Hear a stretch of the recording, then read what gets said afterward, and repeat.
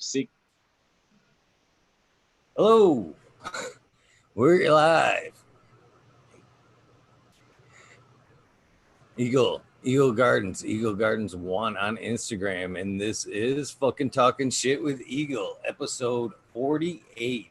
I know I advertised 50, but somehow or another, my math's fucked up. I don't know.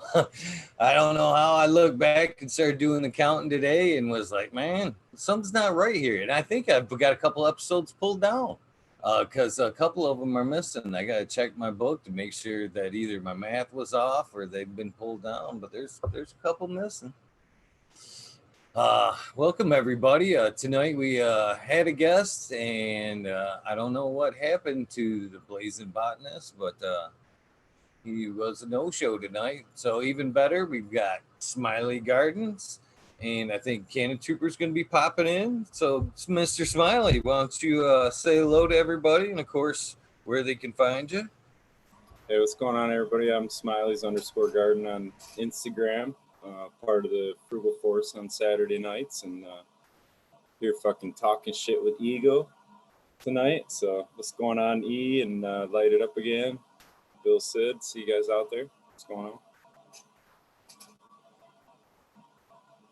Glad. I'm kind of stoked about a little bit of a relaxed episode tonight.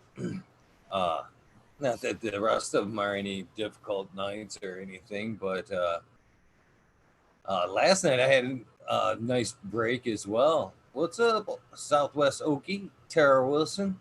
After Tommy Tricombs uh, left yesterday, I kind of threw it out there and didn't have a huge response. So I kind of was like, fuck it. I'm just going to smoke this joint. I had what was left from smoking with Tommy there. And I thought, well, fuck. That went on for fucking another 2.5 hours. Just you? That's awesome. Yeah.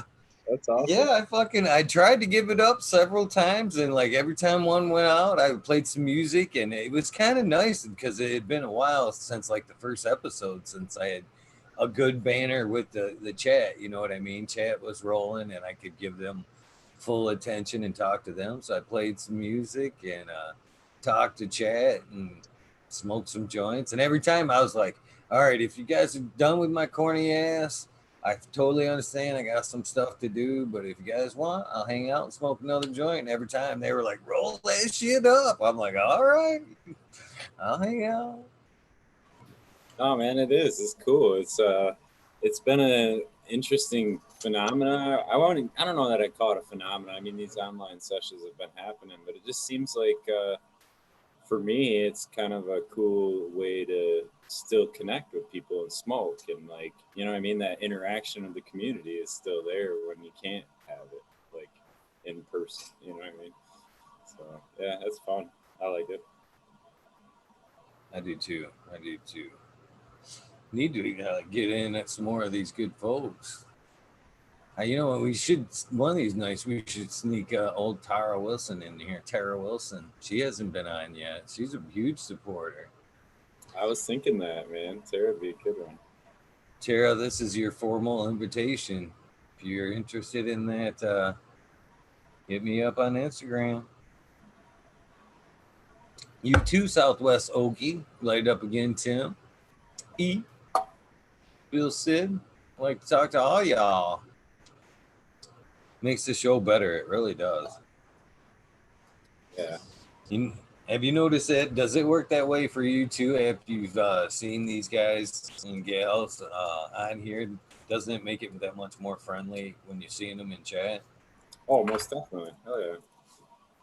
Yeah, Canna Queen kind of said that she was on her live on Instagram, and I popped in there, and she said that she's like, I feel like I know you now because you're on Eagles show all the time. Like, yeah, I kind of feel that way too about, you know what I mean, just different panel members or whatever. Like for me, I really enjoy watching Vader. I love his videos. I enjoy everything he says on Roundtable. You know what I mean? He's just a cool ass dude, and I feel like I know him, even though I don't really know him. You know what I mean? Yeah, it's a good time, boy. That's on, at least on her end. That squirrel thing really stuck. It's perfect, though, dude. I say that all the time too. I love that movie, man. Up, the movie Up or whatever is that's from. It's so funny. But yeah, to that with Vader, I'm gonna smoke a Vader's vintage here. Just pulled that one down. So it's one of my last ocean grown ones I've popped. I like some ocean grown. I guess last mine's still Pine Valleys because I guess GMX OG is still ocean grown, right? I don't know. And I was into their line a lot. I got a bunch of their stuff, and then I just I don't know. I got mesmerized away from it. I guess I don't know. It's just one of them things where So your much other style kind of stuff shifts. came so fast, don't you think? I Some of mean, what? we had like a few good icons there for a while. You know, it was like ocean grown, TGA, and certain breeders, and then all of a sudden, man, it was just like, you know, shit strains came from everywhere. In my book, Yeah.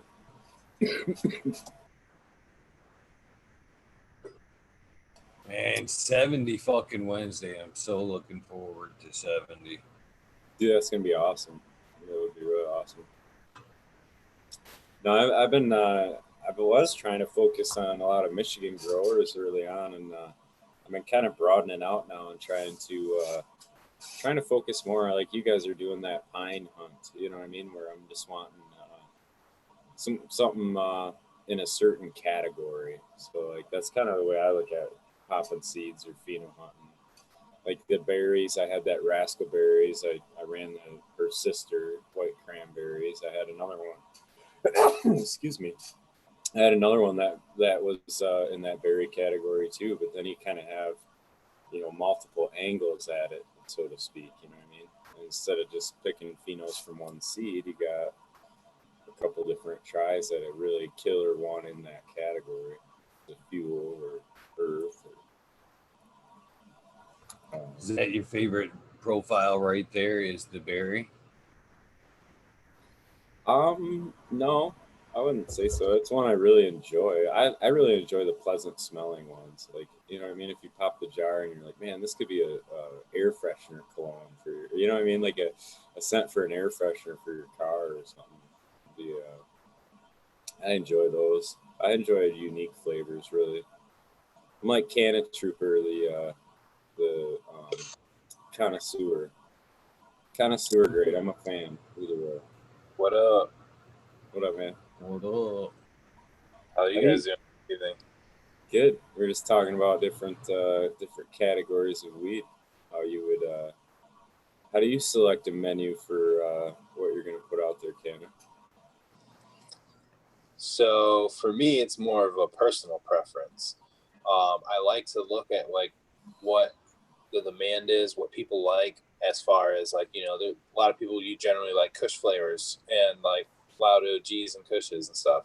So those are always good ones to play off of. But then people like the fruity sativas as well. Well, kind of place to look is a happy medium there, and see if you can find some Kush crosses with some good sativas and stuff like that. So that's where I find it, kind of like in the hybrids, I feel. Yeah, really like what Kevin Jodry's kind of labeled them as, like that fuel, fruit, earth, and shit. I can't even remember the other one. He had four categories. I'm drawing a blank on it. Fuel, fruit, earth, and anyway, but it's just trying to break them apart in a category like that. I think it's helpful. If you already got one that's a real hardcore gas fuel, maybe you don't want to search and go buy seeds that are all going to be an OG, you know what I mean? Or an OG cross. Maybe you want something different.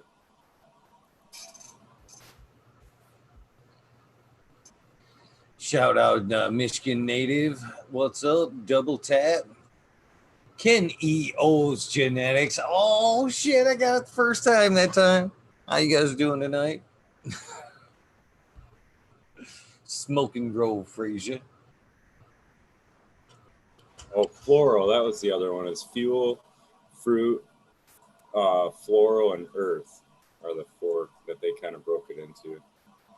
And that was something they did for the Golden Tarp Awards. That's what it was. So they had the Golden Tarp Awards, which was a light deprivation competition. And the growers could choose to enter in a different category, because what he found was that like a lot of the cups were having all these OG hardcore fuels get entered in for competition. And what they ended up kind of looking at was that, typically your highest THC containing cannabis is going to be in that fuel or floral category, and your fruits are going to be typically your lower THC. So as far as a good competition, breaking it apart that way, they were able to bring in high quality like fruit flavors that maybe didn't have that real racy THC to them, and not have to compete against a 30% THC hardcore fuel.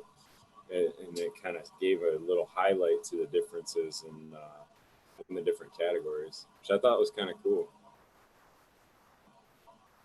It is pretty cool. But I've been using that for how I select them too. Yeah.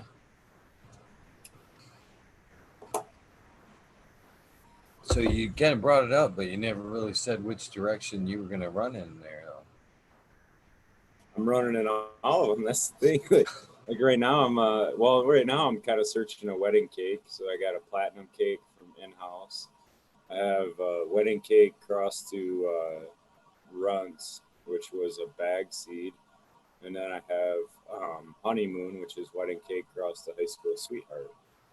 And then after that, I got I'm kind of searching that Mac Stomper line. So I got Mac Stomper, Mac Mimosa, and then High Mac, which is High School Sweetheart by Mac Stomper. So I can kind of, feel it up a little bit that way. So I want one in every category and in purple. Probably not a bad idea, realistically. That way you don't, like you might, if I go too deep into the pine, then I'm just going to have, I won't have other strains to fall back on. You know what I mean? Everything will be pine, and I won't be able to escape the profile there. Change up at all. Yeah, and at the end of that, at the end of that, Eagle, you're not going to want 4 different cultivars that are all heavy pine flavor. You know what I'm saying? You're going to want one, and you'll probably pick one out of those 4 or whatever and be like, this is my favorite. And that might be the one you run with. That's just kind of how I look at it.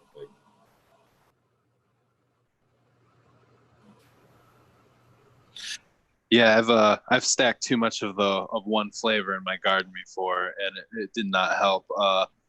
People were like, "Fine, all right, I'll go ahead and get this," but definitely being able to have multiple flavors on your menu to go ahead and change it up for the regular customers, so they have like a different palate cleanse each time. Yeah, you got to, and that's one of the things that really sucks about the crackdown on the testing. Not that everybody shouldn't be getting their stuff tested. It's just the amounts that they'll take in to make it worth it. You know what I mean?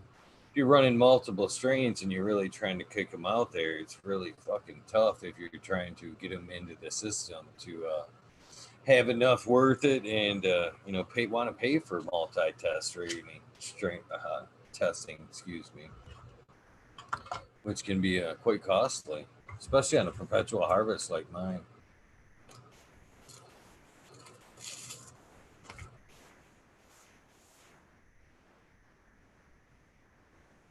All right. Yeah. No, sorry, man. I was shooting out some shout outs in chat, trying not to miss everybody. I'm bad at that. I know. Sorry, chat, if I missed it. I wasn't in touch. Yeah, I don't even get into the chat too often. I'm sitting here mixing a 100-gallon reservoir right now. Oh yeah, nice. Shit, I've only went through 45 gallons today in this last watering. Do you mix so it bad, all? is it? Eagle, Yeah. you mix it all in one res and then... No, in 3. Well, it's 15 gallons at a time. what I'm mixing in one of them blue like party totes. I fucking it's right here actually. Hold on. But that's probably perfect because then you can mix the 3 different stages of life that you need, right? Oh shit. Canna Trooper with this plumbing expertise looking there. That's cool. Again with everything on the wheels here, man. Everything, I put everything on the wheels. So yeah, I go through 3 of these and on average a day. And I just, mix them up one by one and do what I gotta do. Like you said, different stages, mix them all. Works out a little better. Yeah. I'm telling you guys, if I can a trooper there and Sergeant Pepper ever get their way to get me to tech out and shit, I honestly won't know what the fuck to do with myself. He was just showing you. He was showing off his plumbing, trying to entice you, man.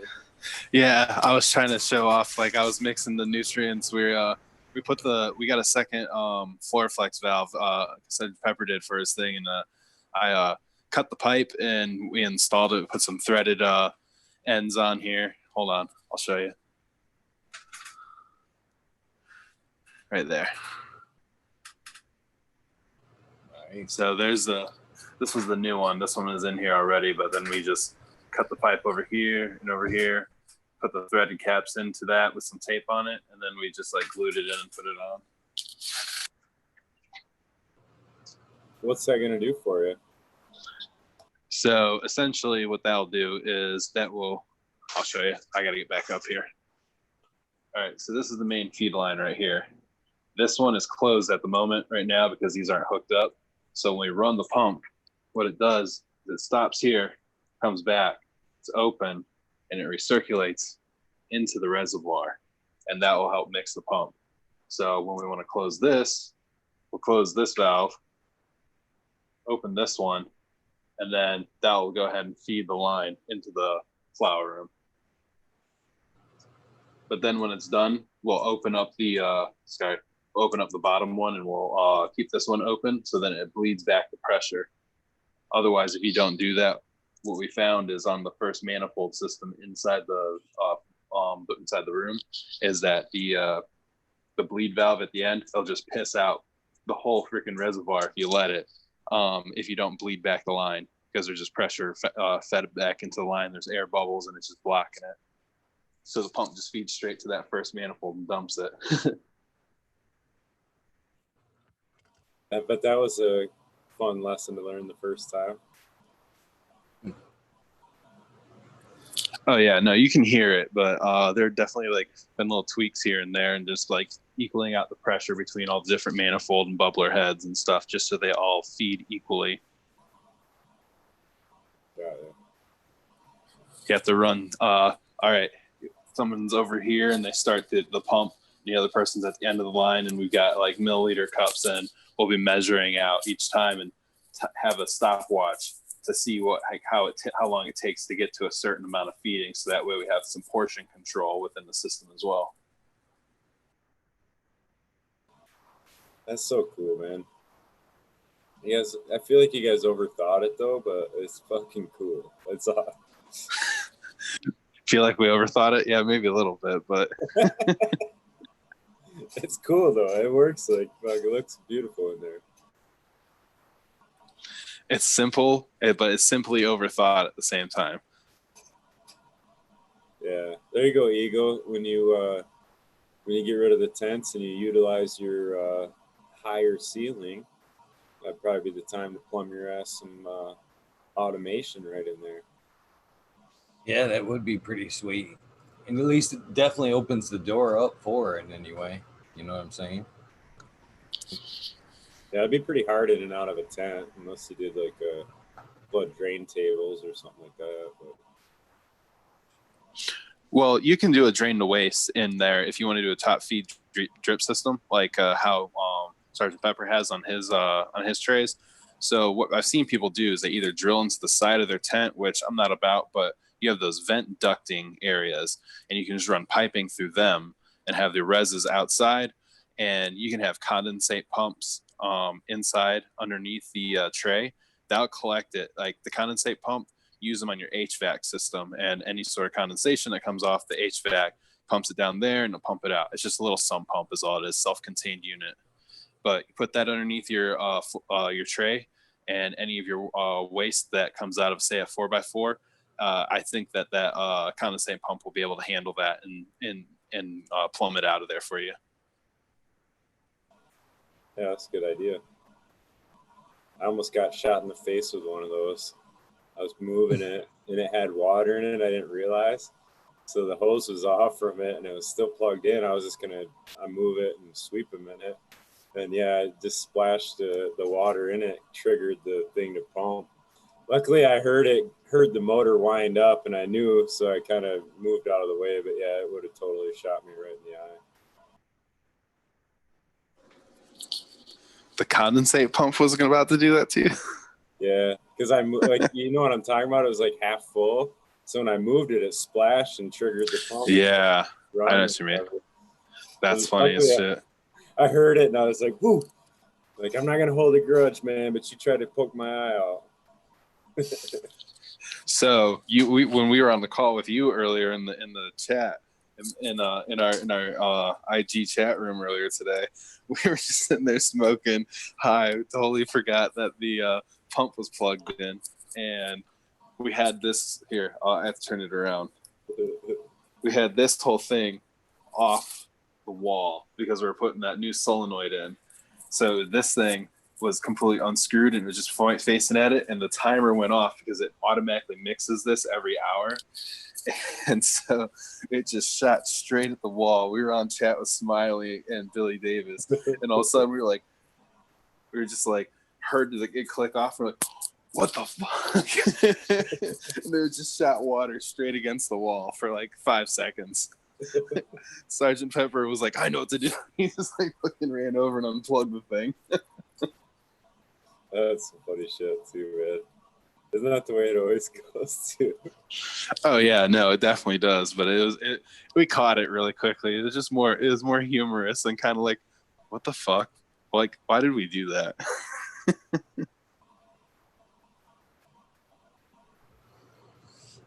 Man, I can't find my lighter. Oh, good, there's one. Thank God. Oh, that's almost lighterless there. Modern Genetics, A Nova. Cheers, welcome. Boom Farm snuck in on us. Boom. There's some numbers in your chat, dude.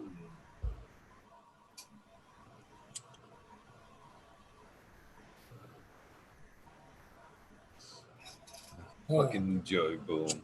He was fucking hard hit and went with them edibles the other night. Yeah, dude, he was cash.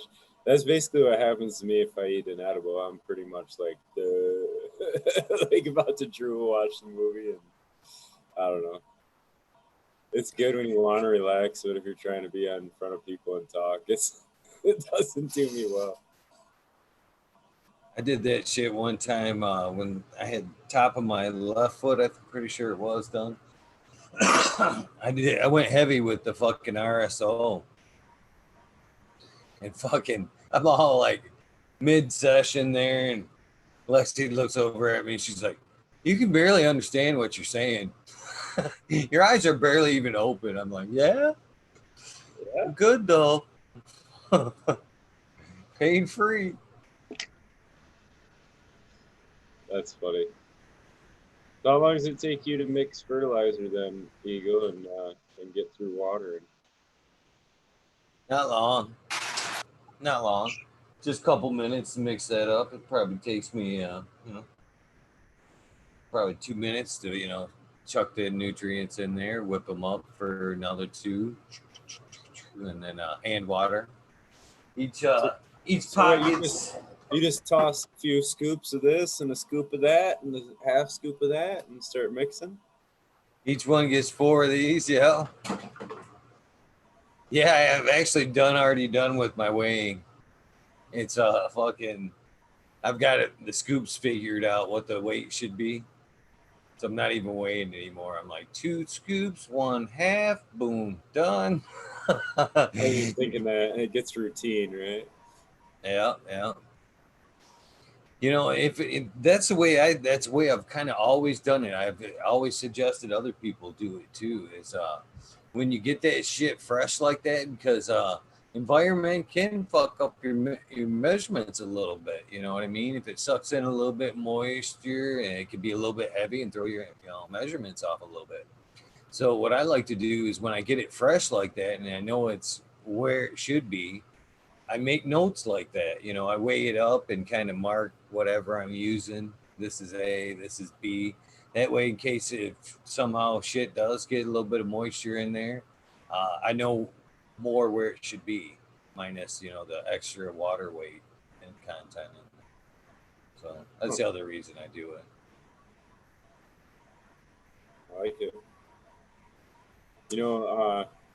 I've seen guys too where they poke holes in the bottom of like a Sola cup or like a McDonald's cup, and then instead of just pouring that straight, you can almost make that like a strainer to get that aeration of the water sprinkling on it. I don't know if that's an issue, but I know when I always pour it straight on the pot, it kind of like makes a divot almost where that hard water was hitting. But if you kind of break it up in that through the, I don't know what do they call the end of those in the water cans? The aerator? Yeah, where it like makes it rain down instead of just pour out. Yeah, that's aerator. Yeah. That's what it's technically called. Might be an easy thing if you ever wanted. Yeah, I've kind of thought about that because, well, sometimes instead of the cup, I use that fuel transfer pump to reach some of the ones in the back. And I have tried it like that, but it's just, you know what I find what them ones, I got one around here somewhere, is they're messy. You got to tap them off, in between pots. Otherwise, you get a couple drips, in between. That's why I quit using the wands because they were just a little bit too messy. Yeah, they never shut off right away.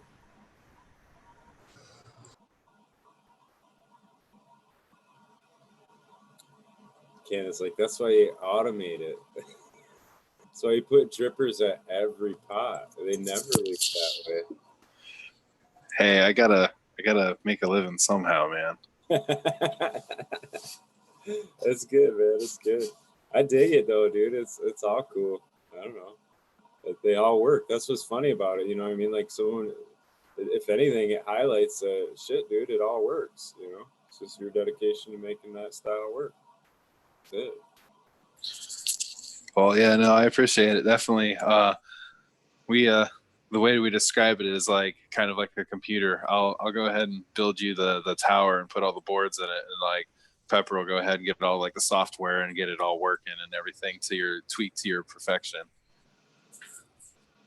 There you go.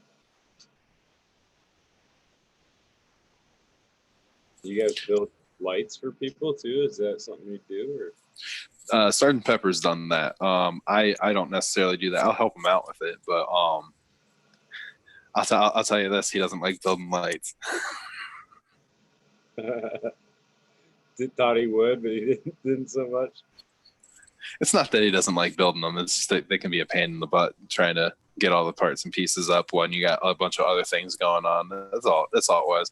There's just time crunches and other personal factors all included and involved with all of it. So I mean, everybody's got everything going on in their life, and you got to understand that if you got time to save a buck and it's worth it to you, you might as well go buy a turnkey system. Is kind of like where he's at with it. I feel with a lot of the building of them, but don't put it past him to not put. He will not pass up an opportunity to make some money if someone were to probably make him a nice offer to build them for him to build them a light. Well, there's a big different motivation, I think, when it's like saving money versus like making money. You know what I mean? It just seems like a different motivation for it all. No, you're absolutely right too. And like making money in some other ways other than just like growing and stuff. I mean, that's always definitely a plus, especially when you need to keep paying for gear.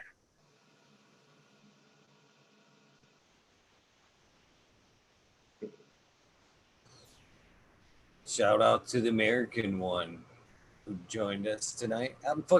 I can't believe as many nights I've been doing this. I keep forgetting to fucking put on that live chat. Who else did I want to hit up real quick? Evolve 420. Thanks for popping in. And Matter Genetics. Thanks for popping in, you guys. I don't mean to keep awkwardly just popping in like that, but they come in waves. I'm like, man, it's just fucking easier to just shout them out right quick. Yeah, no, it definitely is. It's hard typing it all in one. I did find out they cut you off too. You can only do so many. So it seemed like it was 10. I don't know. Is it 10? I don't know, something like that. 200 characters, maybe it was. I don't remember. Yeah, I had found that out before in a past show. Drop Shot 1 popping in. I was gonna say American one should pop on, man. I sent him the numbers. All right. I did. I seen him. In the house. I hit Boom too. If neither one of them have noticed, they both got invites. What the fuck? Let's party. No excuse. Party man. up in this bitch. No excuse, man. Right? I suppose it is probably work day. Huh? It is, I'm sure. But it sounded like, if I heard Boom right, sounds like he's a third shifter and he's just like leaving at like 2 or 3. He could have coffee and a dude with us right now, right before he goes to work. We wouldn't say nothing. We can get to his pre-work sesh.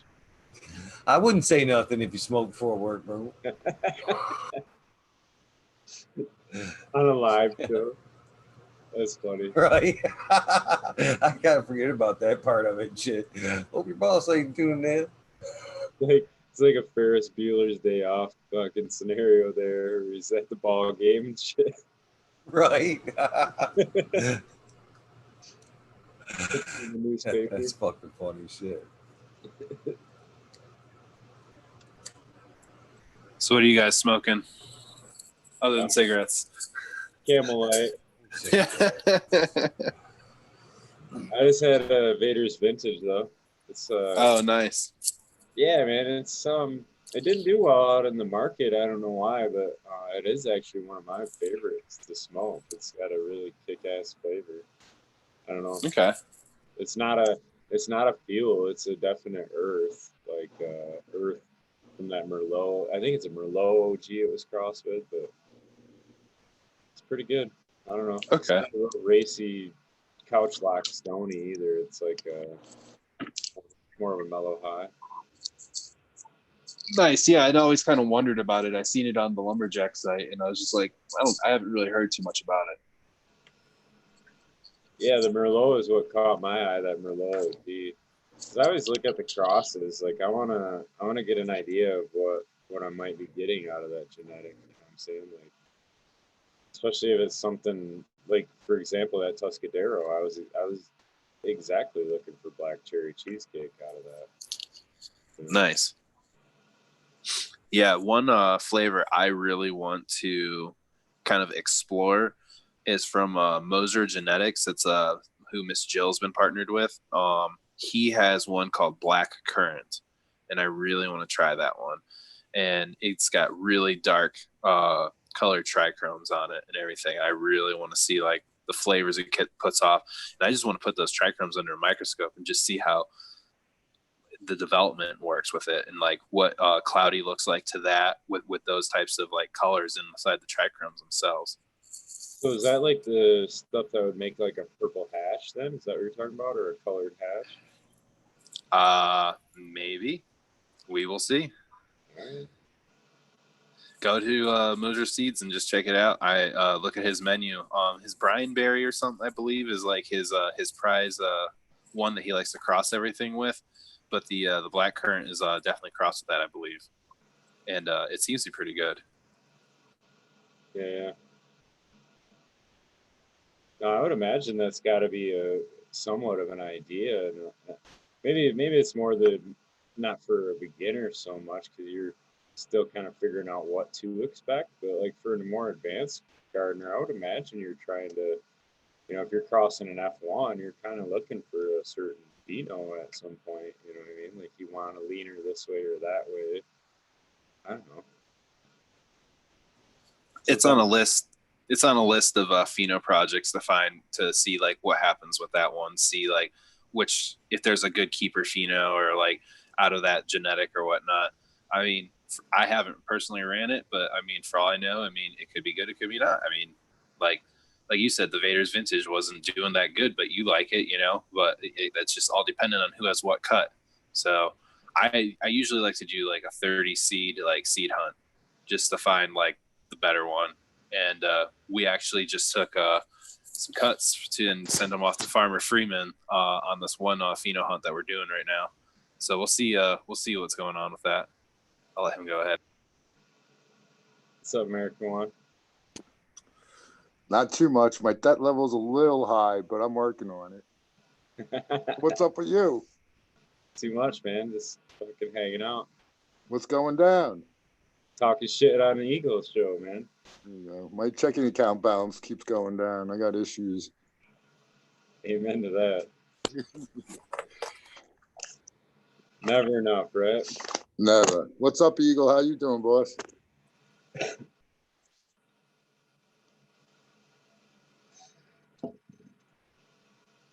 He's on mute. He likes everybody's on mute except me and you. Oh, great. Glad you could pop in and always honored, brother. No, no worries. Always an honor. It's always good listening in. At least, like, I'm always doing something, but I'm always listening in. Seems like everybody's got a towel story. It seems like the more people I interview, the more it's like, yeah, I gotta know that motherfucker through his shit. Good. Everybody knows the American One. I enjoy having you on, brother. Thanks for having me, man. Definitely. Hell yeah, man. You guys were tearing it up on the show this Sunday. Yeah, great show. Drying and Kieran Warfare.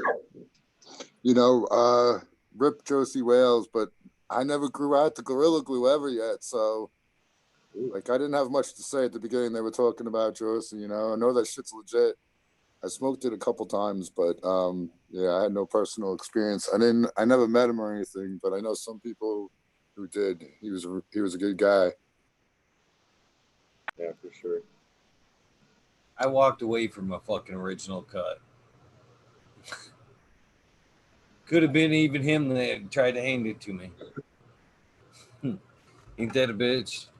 First year that shit really got going, they were at the fucking Michigan Cup, High Times Cup, and they had a bunch of clones that tent set up right there by right when you walk in, and had them all day long. Towards the middle of the day, I walked by there, and one of them cats tried to palm one right in my gut. Man, here, man, you want this shit? It's fucking good medicine.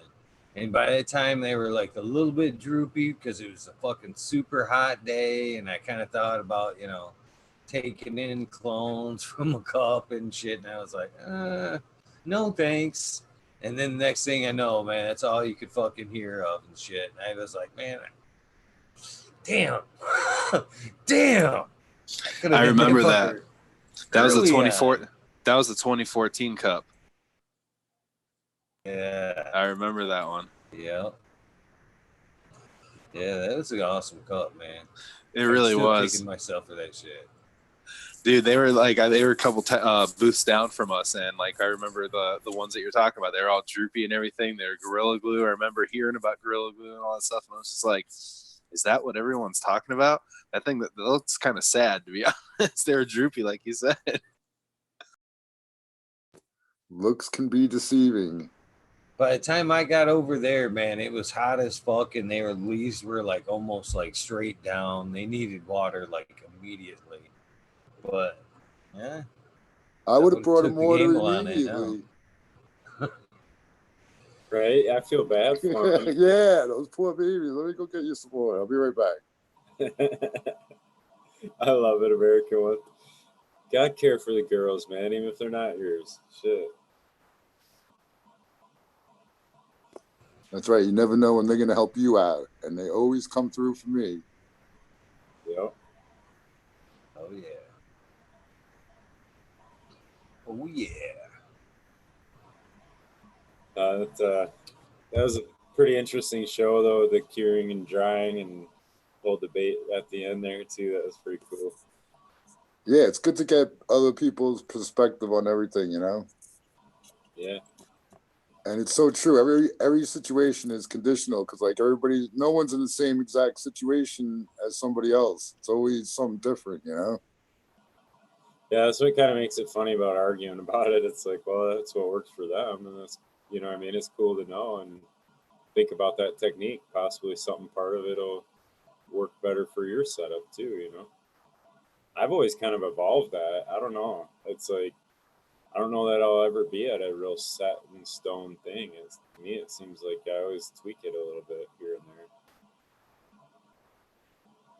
Like drying wise, I mean, shit in the winter it's different than it is in the summer or spring, or if it's real rainy that week or some shit. It's fucking hard to dry when it's raining.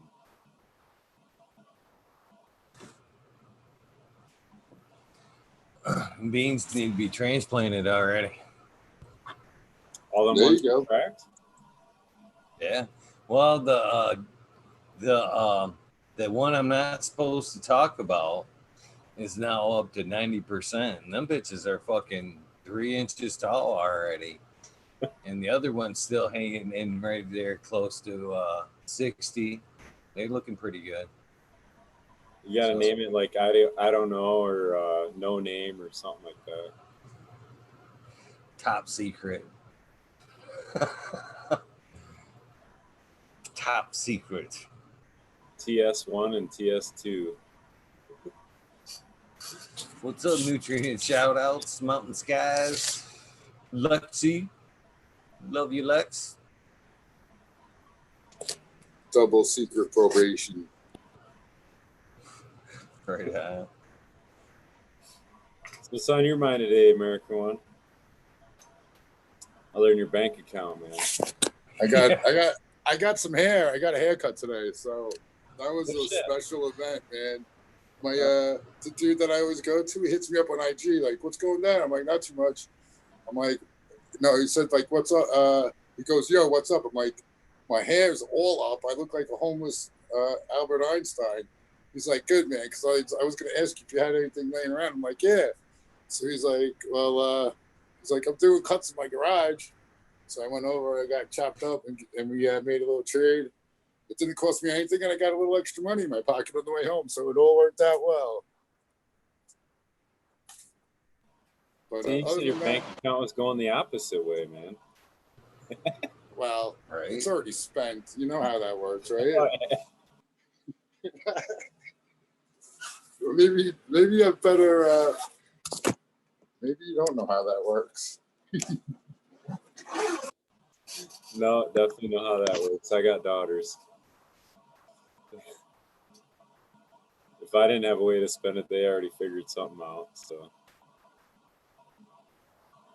Yeah, just keep making it. That's all. That's what you need to know. yeah, man, it's just paper. More every day.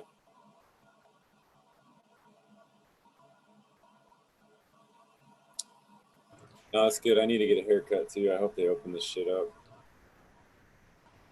Shredder 911, how you doing? I need a tattoo. I need a motherfucking tattoo. God damn it. Dying over here. Oh yeah, I saw that. Your guy was complaining. He's like, I get a $5,000 fine and get my license revoked. Right? Yep. I've been over there a couple of times and shit. He keeps telling me the same thing. You know what's funny is he was kind of close to being in the right there, but God damn it, he's a friend. He could come over here. That's the way I see it. But that day around here, they busted fucking hair salons. Hair salons. Fucking hair salons for being open. You believe that shit? I'll come in all Kojak style and shit. Drop the scissors, bitch. That's funny. Kick down the door. Put that hair coloring down right now. Man, I actually fucking I went in and bought fucking 3 packs of these fucking Element Kings. I forget my camera's way over here. Fucking at Wild Bill's.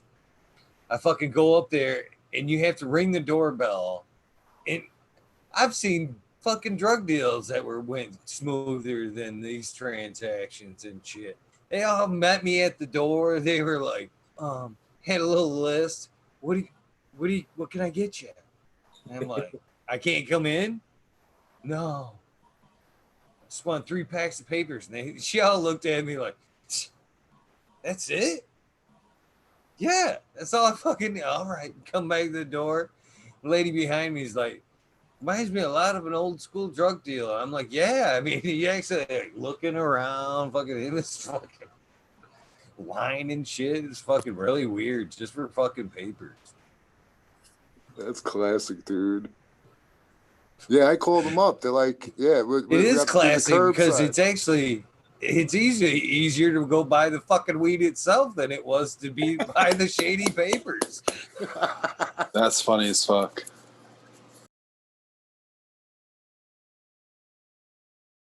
That is so funny, dude. What's up, Jack Greenstock?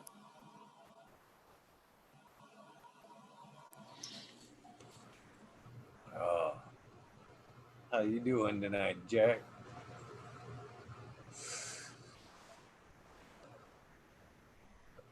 Kicking it on a Monday. Right on.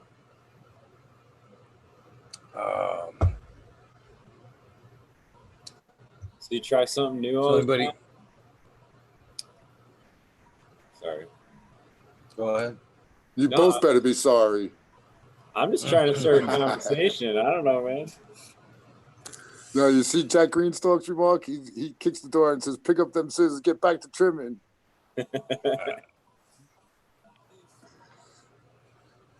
Damn straight. Still got something to do. I'm close to being back on point, 100%. That close, 100%. Pre-show days. So what's gotta be the little tweak then there? What do you mean, to finish up getting everything back on point, or Yeah. keeping it on point? Well, both. I don't know. Oh, well, I've got 2 tents over here that need to be scrubbed down yet, and I've got to transplant the girls to throw in there, let them veg for a day or 2, maybe 3, before I flip them. Yeah, more coffee and more cannabis solves all problems. Cuts have to be taken, seedlings have to be planted up, all that good stuff. What's funny is because like I'm not that close to my numbers, but I watch my numbers close enough to where I'm watching these empty spaces in these seedlings coming up, and I'm like already counting them. I'm like 1, 2, 3, 4. I got 5 more. I got 5 more right there. I'm gonna give you guys 1 more day, and then I'm filling your shoes. Now, how often do you crack seeds then? When will you crack the next round? Well, hopefully tomorrow. No. Oh, okay. When Kineos comes, I've kind of cut some shit back, and I'm gonna usher in a whole new round of some stuff. So, like I said, as soon as if I got some duds, some's filling them spots. As soon as I identify my males, a couple more spots, back to the old filling a new roster type of thing. Oh yeah, that'll be interesting, man. Be cool. Oh yeah, I love the hunt. It's one of the funnier things about it. So do you keep 2 like tents full of regulars that are solid Eagle? Is that how you work it, or how do you work it? Well, I'm always juggling a few.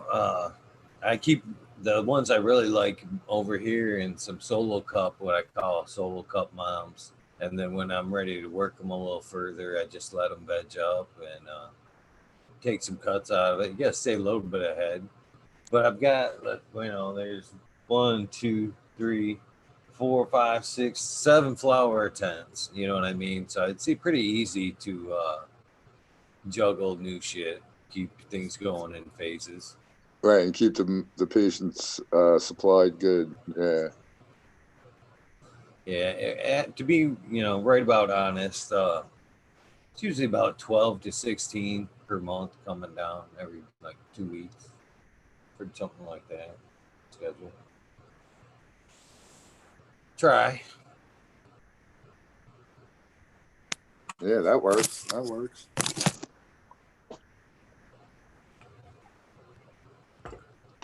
Yeah, keep doing. That's one that, like I said, we're kind of touched on earlier. Is like the testing. It's fucking hard as hell to keep up with a testing with that kind of model. You know what I mean? Every batch is fucking fresh and fucking should be tested according to them. You know what I mean? That can add up real quick when you're running. You pull down 4 different strains a month. That's a lot of work. A lot of extra cash. Yeah. And you can't. So after you get it tested once and you run it again and again and again, you have to you don't have to get it tested after that. Is that what you're pretty much saying? No, you should have it, especially if we get to the point where we're using tags.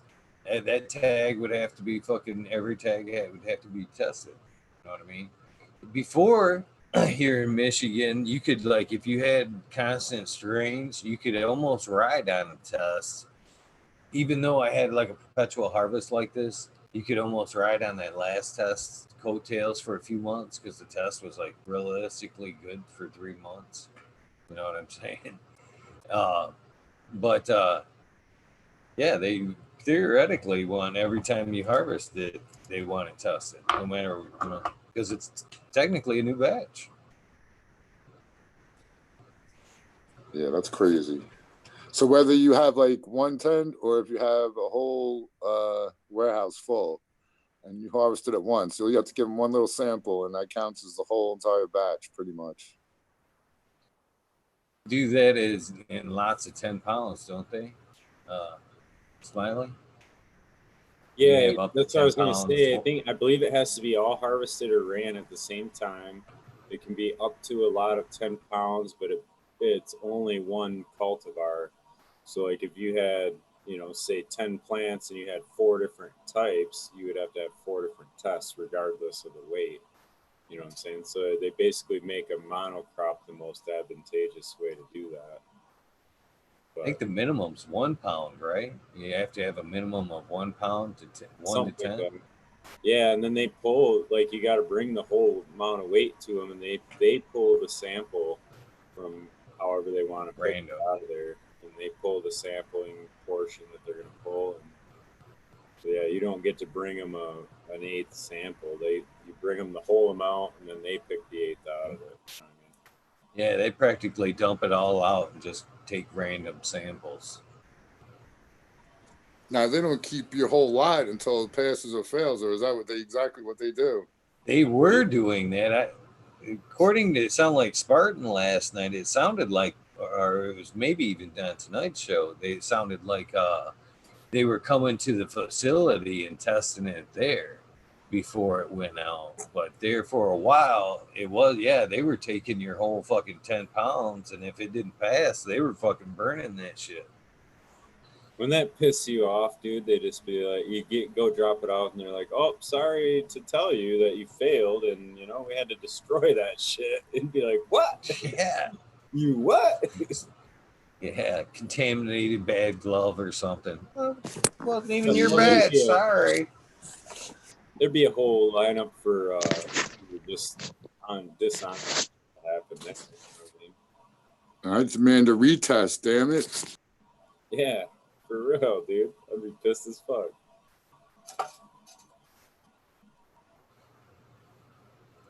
All right, I don't know how it works, but someone steal my lighter and there's nobody here but me. How does that happen, dudes? Check your own pockets.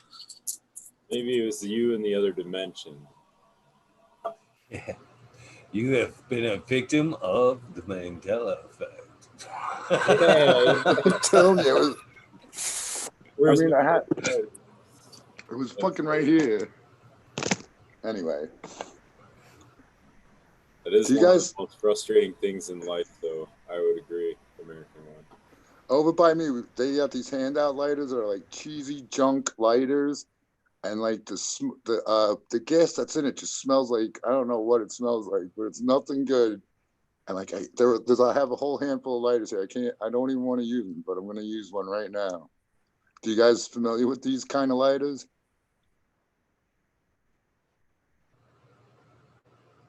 No, because like yeah, we have Indian reservations on where I am, and that's where everybody goes gets their cigarettes. So they hand out these lighters. I don't know what the hell it is, but yeah. Can't snort them like you used to. The childproof ones, I need help with those. So I'm still a kid, man. I'm never growing up. I'm right there with you, American one. I ain't fucking never growing up either. Never. I'll do dumb shit to the day I die. Well, that's different. I know. I'm just teasing.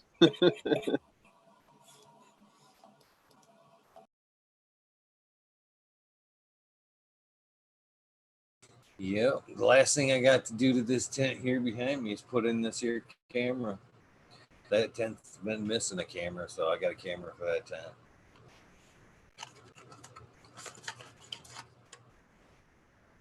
All of them but one tent's got them now. And then I got a camera up the veg area. And then you can keep a close eye on them. Why not? Why not? I think that's cool as shit, man. When you can do the time lapse like that, it's badass, dude. Post like a little 5-minute video or some shit and do the whole grow start to finish on a tent. I think that's cool. I'm always Yeah, he did it. curious. Did you ever edit that footage you had of the I forget which one it was, but you were showing it when you had your guest on. Yeah, I gave it to the light guy to edit. Totally ducked out of that shit. He said he had it ready. I just haven't downloaded it yet. I've got all the uncut footage still, but he's got the edited version. Can't wait to get it back. That's what we're going to do with this here behind us. Plus, we're going to be able to watch this as long as I keep going live. We'll be able to. That's kind of why I spun the camera. I'm going to try to get me a nice little lens for this camera tomorrow so we can see nice and clean into the tent.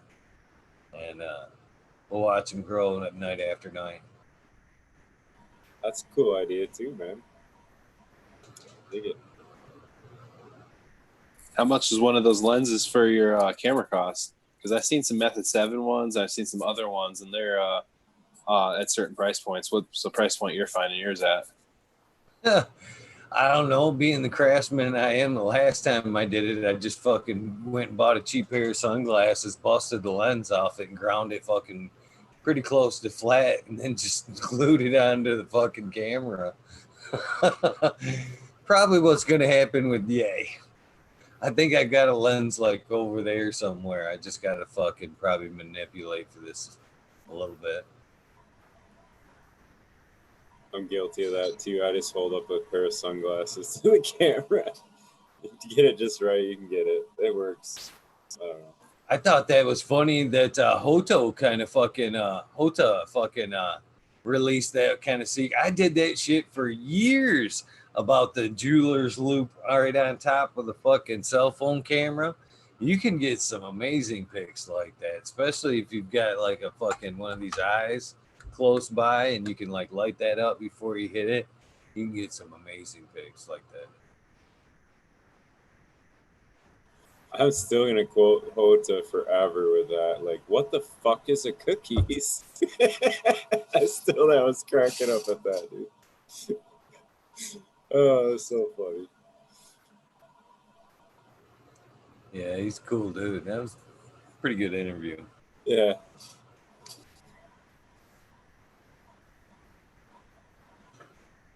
Sergeant Pepper 420, what's up, dude? Hanging out in chat. Michelle F. Iverson. I fuck that up every time. Every time. Hello and welcome. Holy fuck. Backwoods, all good. That was the easy enough one. How you doing?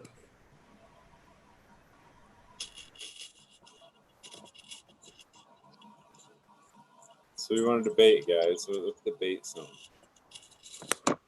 Hey. Start of the week, we can get all riled up on some topic. Oh no. Debates, huh? Whatever. Or we got to talk about something we all agree on. Did you guys see that? What's your guys' take on microbes and can they enhance terpene and THC levels? Because there was a post today on IG saying that they if they inoculated the clones, it was all clones, right? Same cutting. If they inoculated them when they took the cuttings, they did a test. They inoculated one with a quarter ounce in a gallon, and one with 1 ounce in a gallon, and then a control group with nothing. And the ones that had the inoculant at the beginning of their life, the one with the heavy inoculation had 10% more yield, 18% more THC, and I forget the other one, and like 49% more CBG, the precursor to both THC and CBD. And they used, they have it listed. They use a product that you could buy, and it says that product is made specifically for enhancing terpene and cannabinoids. Yeah, cannabinoids. That Dino Myco, is that possible? No, that was a different one. That's the one that they were using was it's Sim3 iotic, I guess. Actually, I could share my screen and show it to you guys. Hold on, let me figure this shit out.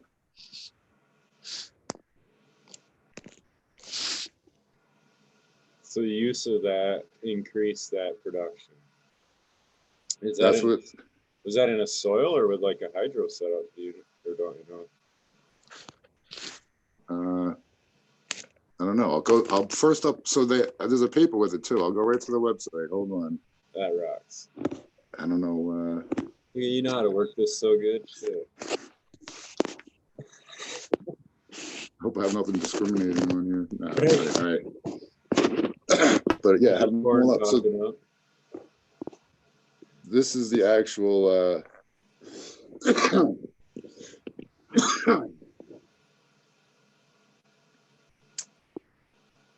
They did it in Humboldt County. Blah blah blah. Here, let me see if I can just like highlight some shit. So, this is what they did here. They during the study, they added the Polarisis and Bacillus megaterium in conjunction with the Sim3 stuff. You see the Sim3? Yeah. Can you guys read it? Yeah. All right, I don't have to read it out loud. Well, we were hoping you would. Maybe I'll skip some stuff. All right. The inoculation was introduced to the clonally reproduced cannabis plants at a licensed cannabis nursery in Humboldt County, California. Following inoculation, clonally propagated cannabis plant starts were then cultivated until harvest in conjunction with the farmer's normal fertilization method at a flowering producing licensed cannabis farm in Humboldt County. The two inoculum strengths and the control batches were randomized to ensure the test trial received no bias. All right, that wasn't the one I wanted to show, but all right. Yeah, so even though it's like a typo here, but I hate typos. So they did the Royal Gold Kings mix. Soil was re-amended after prior cultivation. So they did. They had a soil, and then they added them this micro. Right. They added the micro inoculant to two of them. You see, like right here, the a quarter ounce per gallon, 1 ounce per gallon, and no treatment. All right. So let's go to the results.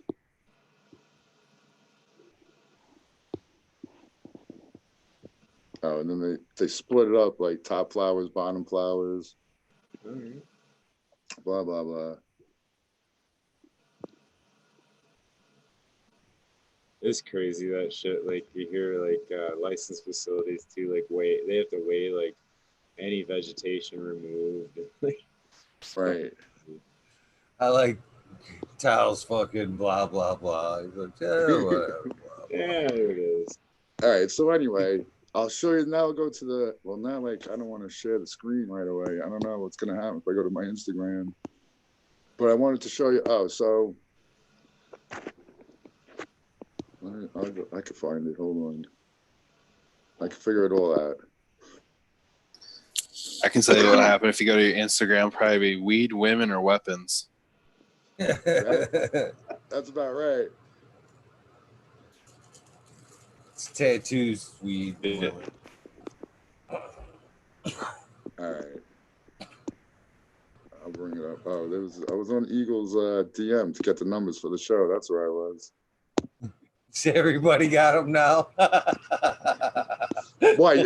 Is it? It's not showing my screen, is it right now? Yeah, it was. I don't know.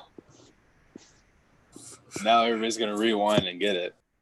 We're gonna get big old influx and shit. All right. Sergeant Pepper says, check my DM. Yes, you can join.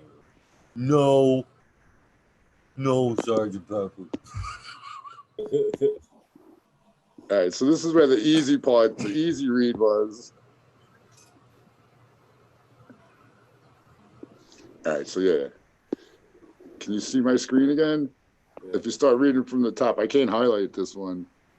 Cannabis clonally propagated cultivars receiving early inoculation of PGPR or PHPRs may create lasting positive effects on cannabis plant yields and conversion of secondary metabolites. In the study, the batch that received the highest strength inoculation demonstrated an 18.75% increase of THC and THC combined versus the control, which received no inoculation. CBG and CBGA, which precursor both CBD and THC, demonstrated an increase of 49.8% when inoculated at the highest strength. Overall highest harvest yield also demonstrated a significant increase of 9.9% when compared with the highest inoculation.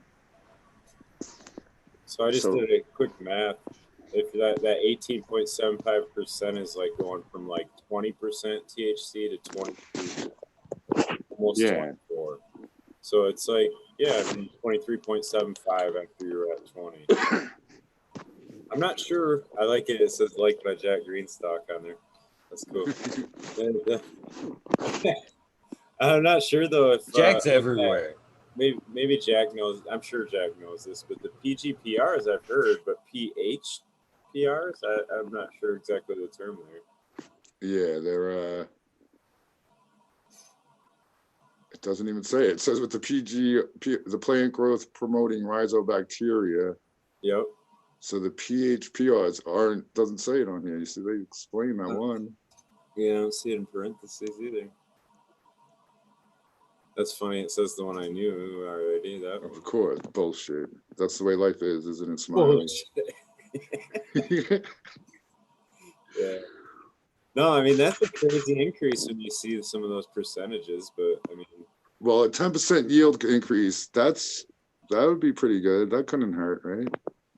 But I don't see that as being a surprise though, as far as like my understanding of the PGPRs are like, they're providing a lot to the plant in nutrient cycling and hormones and other things. So yeah, I mean, does it say it on here? Since an inoculation on top of. Yeah, that's not a nutrient. It's just a. But look what. So I went to this. This is what they added in also. The symbiotic monarch. No. Yeah. Yeah. Fuck. Now I'm stuck here. Here we go. But it's But it definitely says- going to increase secondary metabolites. Mm-hmm. Yeah. But it's really nothing special that I see. Like those are similar names that you can find on Photosynthesis Plus and like Mammoth P. yeah, I mean the biology in there doesn't seem to be really Tribus. Yeah, they all have the same unique, shit. you know? Yeah, I think Yeah, so. but what's the price point on this one though? Because let's be honest here, they all work pretty well. Photosynthesis Plus, the only downfall to that product is how much shit you have to use I with got it. it. When you actually total up the milliliters on it, that's the only thing I don't like about it for a recirculating system. But it is a good fucking product because I've used it. The only thing I didn't like about it was how much you have to use, but it Yeah. works. That was the only thing I have negative to say about it. Other than that, it's a fantastic product. And then the Mammoth P, I mean, I feel like if you go to your local hydro store, you can ask them, they'll give you samples. They're pretty cool about it. But I want to try Tribus. Any of you guys fuck with Tribus yet? I haven't yet. No, I hadn't. I've talked to other people that do. They like it. Some people didn't like it. I kind of have mixed reviews on it. I personally like the EM1, like you know. I haven't tried it, but everybody I have talked to says they like it. It's just a super steep price point. I wouldn't mind trying it out just for like an occasional like root drench here and there, but I haven't even looked at the price point on the product yet. Because I was sitting there talking to somebody about it and they were saying that you use much less than any other product. And the enzyme that I'm sold on hands down is the SLF 100. And a lot of people are turned down by the price point of the product. But if you pay attention to how many milliliters you use per serving versus like not bashing other products, but like Hygrozyme or Canazyme, both those products will require anywhere from 8 milliliters to 10 milliliters per gallon. SLF in a recirculating system, especially something like Rockwell or DWC, you could run it at 2.5 milliliters per gallon. That's pretty fucking strong. Yeah. I love SLF 100. I haven't used it in my soil, but I used it when I was running nectar, and I'm considering bringing it back in for the fact that I have a mineralized water source, and it's calcium carbonate. So yeah, I just grabbed that one, American one, the Dynamyco. That just has I just seen it. It has the two glomus, but that's it. I mean,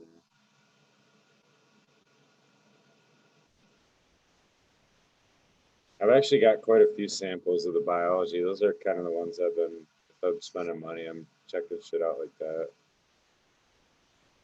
But they all kind of got similar shit on. I Just got the 'cause it- sample.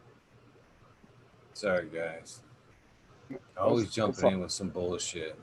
It's the delay, bro. It's that fucking delay. Hey, American one, I wanted to ask you this really quick. What is the milliliters on that microbial product you were showing us and educating us on?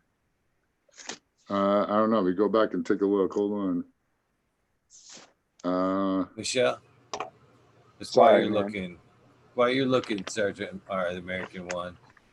Michelle, there's a certain episode you may look back in regards to your last comment, the ganja grower episode.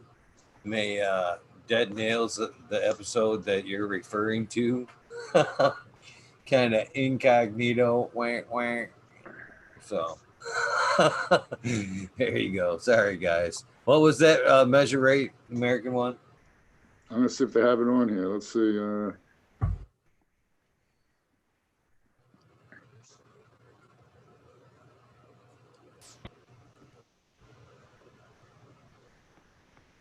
Yeah, when I click on these, it goes to stupid shit. All right. Yeah, bacillus. Yeah, those are the things, but it doesn't say. I have to. Doesn't say mixed rates though. No, it doesn't.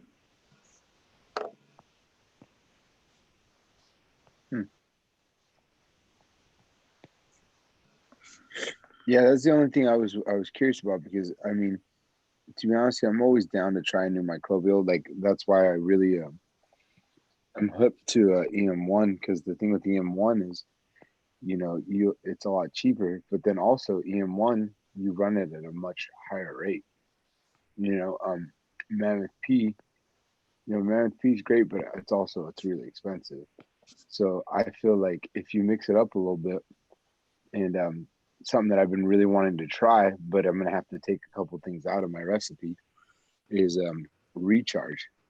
Everybody I know that uses recharge is nothing but happy about it. So I was just looking. Photo Plus has the 2 species that this has, but it does not have that one that starts with an R. But I did notice that OG BioWar has that one in the foliar pack. So I wonder if that's kind of something that you would foliar and root drench. You probably Yeah. can. I ain't trying to pronounce it, so. I thought that Dynamico had more than fucking 2 things in it. What is Yeah, I it? did too. Red Paseta. Let's go back to that. I mean, it's basically designed in those 2 that are known to interact with cannabis. So I guess as far as that goes, but I don't think it's that cheap. You know what I mean? But I used so I got the sample at the Emerald Cup, and when I used it, my plants were happy. I can tell you that. Okay. But yeah, I'm trying to see. Yeah. Wait a minute. That fucker's got a camera? Yeah, I got a camera. I'm just fucking with you, brother. Oh, before I visited my barber guy, you guys would have been scared. You'd been like, "Where'd you find this cat?" Yeah, so I don't know. All it says is those 2 freaking Interradices and Mosaic. Mosaic. I don't know how to say it either, really. Smiley. Yeah, I'm not gonna make you try. Shout out to Chris Mertz too in the chat. He's kind of making the point that all these are found in worm castings as well, and I totally agree with that, Chris. I'm really just a curious person at nature, so that's really why. I don't know. It's one of those things when you switch over to living soil that you don't get to buy as much shit, so you kind of still want to find weird shit to buy. So I get, purple moss, sea moss from Jamaica and shit like that. I keep re-amending my soil and shit, so I wonder if the microbes survive the whole, some of them I'm sure could survive like quite a long time, even if there is no. Well, a lot of them need plants to interact. Right, the bacteria can, I think, stay alive longer than the mycorrhiza or the fungi, anyway. Don't they also need sugars though? Yes. That's why they interact with the plants, so they're still bringing life into the soil. Right. So check this out. Just humor me on this because you guys are more the soil guys and I'm just the hydro guy. Now, for me, because I'm a salt life guy, and I know my plants produce their own sugars, but they're not going to produce the sugars at the rates that your plants are. So that's why, you guys have a little bit more terps and shit. So what I usually do is when I flush, because my EC is not like 3.0 or anything like that, so all my microbes don't die. But right after I flush, I'll hit it up with microbes as well as sugars. And the reason I'll do that is to make the microbes last a little bit longer. Because keep in mind, I just flushed everything out of the plant. So since I flushed everything out, I need to give it something.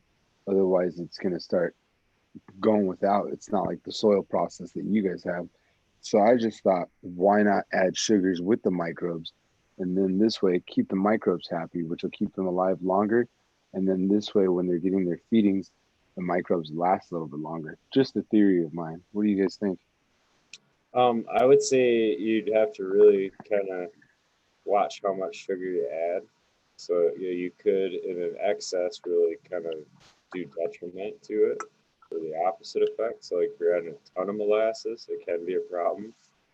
That'd be my suggestion. I forgot there was something to the first part too, but how would America want to say something?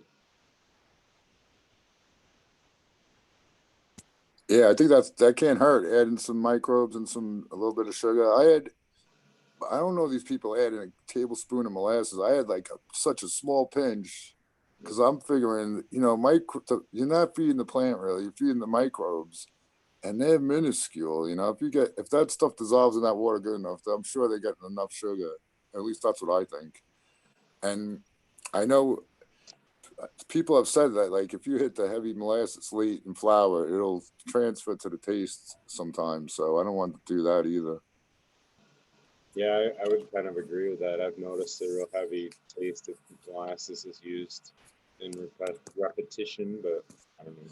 That's just my preference. I'd say that I know Ego uses it. I'm not saying bad, but it's Well, it's one of them I'll things. say I don't use actually direct molasses. I was just using molasses as a reference. I should clarify a little bit. The product that I actually like to use is Remo's Nature's Candy, and it is technically got molasses in it, but it's got more than molasses in it. It's also got like fulvic and humic acid, and as well as a few other things in it. I'm not quite sure, to be honest with you, but it's multiple carbohydrates. And the thing about it is it's clean enough to run through a recirculating system, because everything that I'll try to use for the most part, I try to keep as clean as possible, just as well. I hate scrubbing my pumps, to be honest with you, and I feel like the more sediment and shit that's in the res is more of a pain in the ass it is for me. So I try to use the cleanest products possible. I'm only using a tablespoon and a half per fucking 15 gallons of molasses, per day. I'm not heavy handed on the shit. Minimal. Yeah, that sounds, yeah. And what I was gonna say earlier too, Sergeant, is really without taking a microscope and doing, and I hate to sound like that, but it's true. Like without really monitoring what you're doing into the biology, it's all just a hypothesis and a guess. And some of the shit I've listened to recently kind of opens my eye up to that a little bit more, as to, you know, we think we're doing something some way because we're going to do make this big biology thing, but really we don't have a clue what's going on until we start monitoring and looking at it. And I mean, not saying that you have to do that, but it's just like, shout out to like Spartan Grown. I mean, that's what he talked about, why he doesn't do teas, because he doesn't want to take the risk of fucking it up. You know what I mean? Yeah, no, for sure. That's kind of like why I really want to get into teas, and I've been doing like little small versions of teas, like where I've been doing like my Azos, my Mycos, as well as, like I was saying, like a little bit of mammoth pea and sugars. And I didn't really let it brew for a long time, but definitely brew a little bit. I really want to start getting more into it though, and like using more like fish emulsion and some bat guano and stuff like that, and really try to bump up those terps. But at the same time, like I want to probably start off slow with it. For now, I'm in love with just using the microbes and the sugar. Since I've done that, I notice when I go to flush, um, it's like the plant just uptakes a lot faster, and I feel like I'm getting cleaner smoke. I noticed the other day that Spartan's running that Raging Kush, man. He's pulling down some nice plants under that motherfucker. Oh, wait till you boys see what's coming. We got 3 of those fuckers coming. Oh yeah.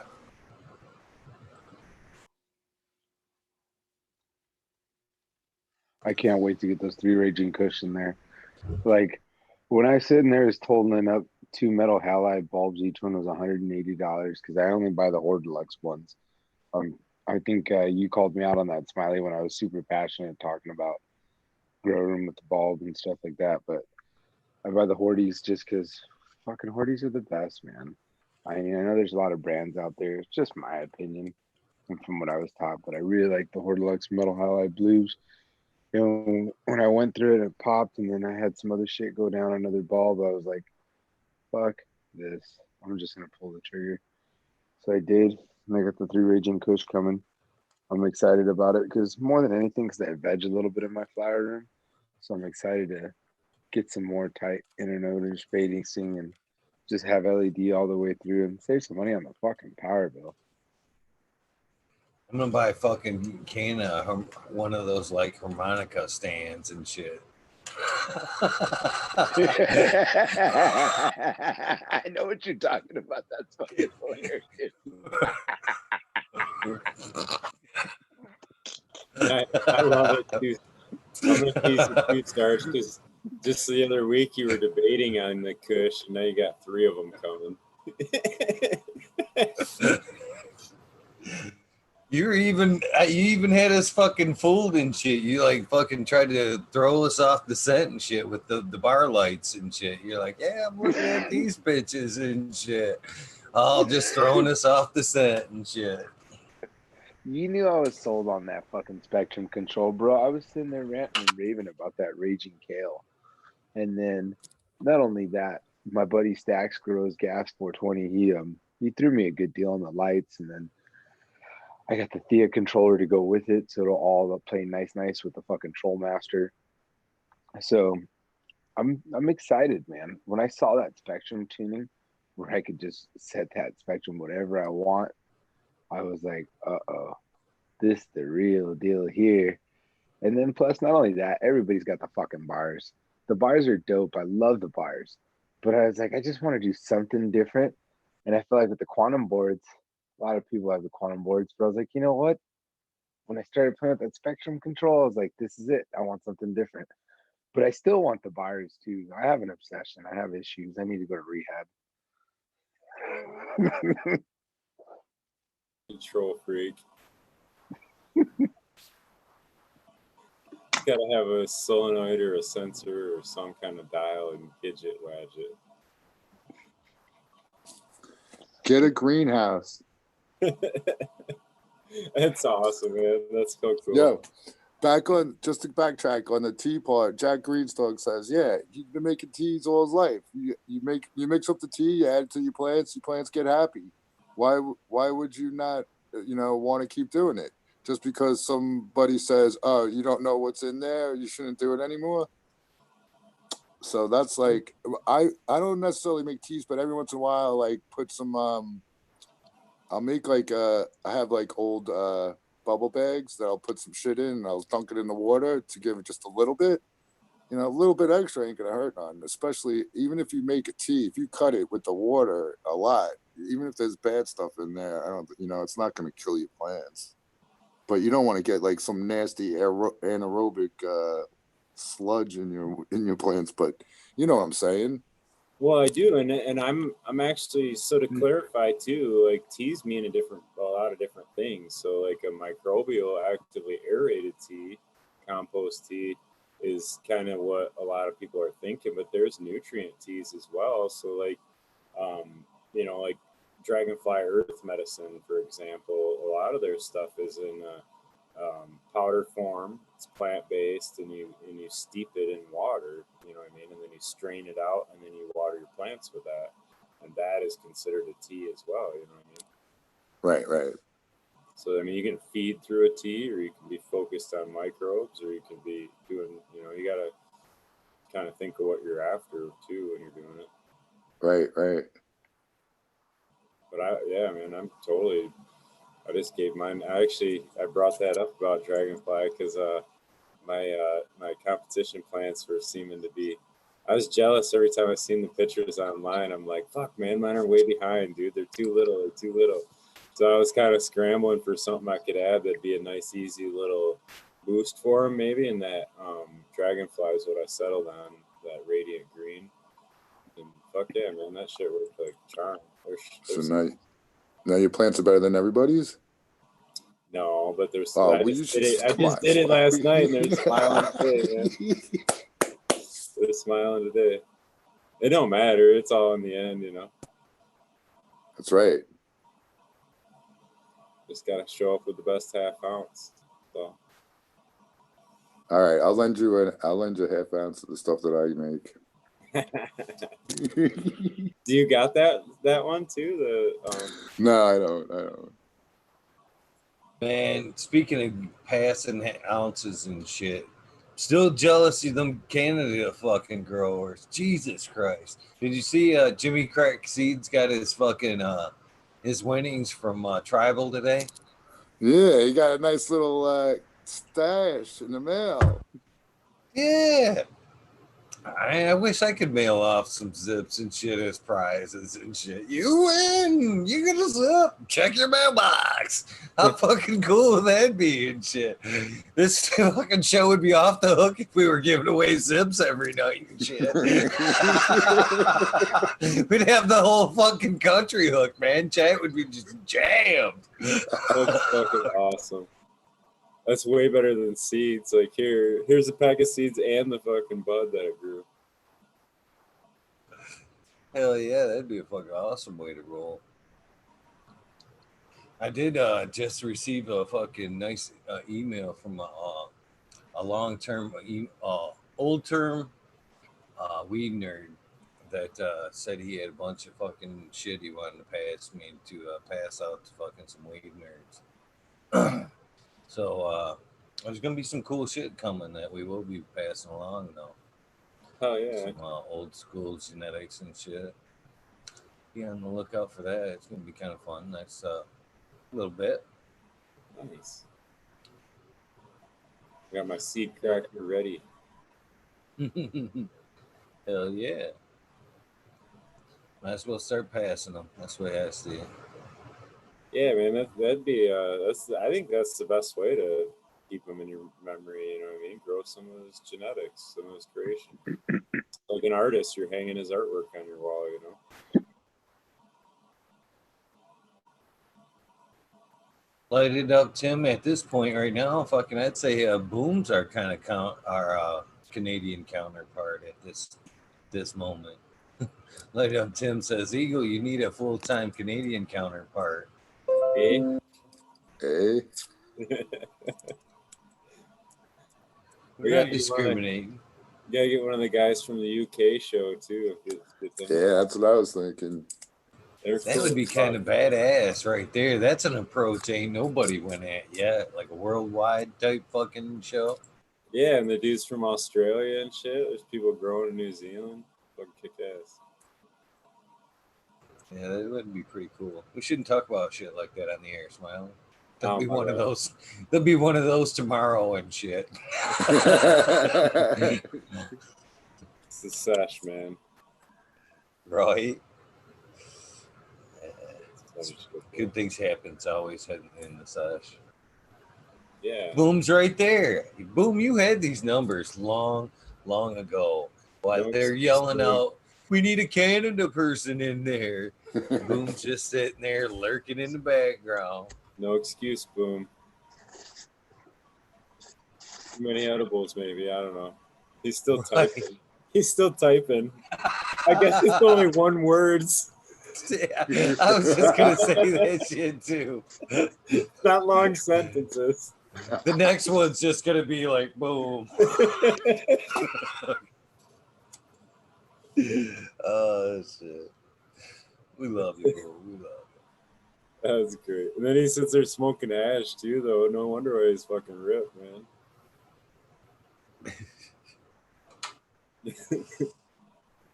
Yeah, he's not fucking around over there. We gotta hang out with Boom someday. We gotta get him to the States. Oh yeah. Yeah, there's a lot of Canadians that we hang out with online that can't cross the border for one reason or another.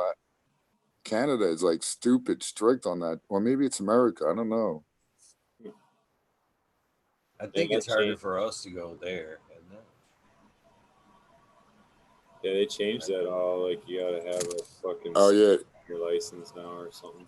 And now they even changed with the COVID shit. I don't even think we're supposed to be crossing the border. Maybe I don't even know anymore. Shit's fucked up. Sorry. We're in the fucking shit show with fucking Eagle. We could say fuck. You better, goddamn it. At least get one in. You gotta spell it like Cubert though. No, we can say it. I just do that I just do that in the title just to kind of please YouTube a little bit. I figured they'd jerk me right quick if I started it off with just a clean out fuck right from the beginning and shit. All capital letters. Okay. Hey, man. It's adult content, right? Yeah, I couldn't don't know. do it. I'm If you sorry, say go ahead. if you say over 18 content, can we like show porn on your channel? No, right? True. Because if that's the case, maybe I'll start a YouTube channel. I mean, You know, actually, there is some crazy content on YouTube. Not to sound like a pervert, but I've accidentally come across some shit. yo, Twitter is the wild, wild west, dude. Twitter is crazy. I actually was hanging out on Twitter before I went to IG. And yeah, Twitter, they allow anything. I mean, crazy anything. Oh, they do. Oh, sorry, my mic's all open and shit.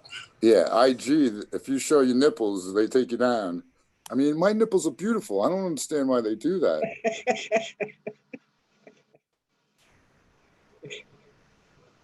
No, but You're right. Who's the one that fucking was just scorned by an ugly nipple and was like, no more. I'm not putting everybody through this. No nipples. I don't know, but it sounds like a Hangover movie or something. Somebody just had a bad encounter with a fucking hairy nipple and shit. They're just like, never again.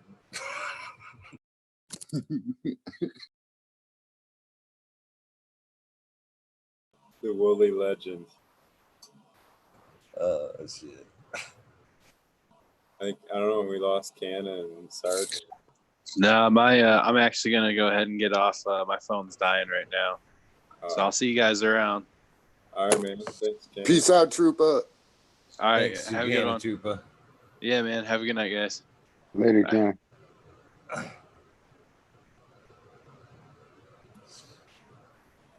You guys aren't like in the same room, Sergeant? No, What? no. Oh, man. I'm just teasing you, man. We were earlier today, not today though. Not right now, I mean. So you guys are always hanging out, it seems like. Yeah, he's my boy. That's cool. Makes it fun. Yeah, it's just not too many people you can really connect with and then trust in your domain like that. So when he comes over, he's like, "You need a hand?" And I'm like, "Fuck yeah, I need a hand. Get your ass over here." Yep. I got my best friend doing that too. When I'm like trimming or whatever, he's like, let me know the day. Come hang out. It's always fun. Makes it go by better anyway. Yeah, usually what I like doing, like if I know I'm gonna do a day of just full trimming, at least I used to do this, was just get an ice chest just ready to go with whatever I wanted full of drinks. And then usually I trim right in my room because I got the carbon filter and then the mini split running, so it feels pretty nice in there. And then I'll just prop up my iPad and then play some tunes and just shoot the shit with my boy while I'm trimming. Yeah. So we had a trimming party the other night. It felt like we were all trimming, hanging out, talking. I did for a second anyway.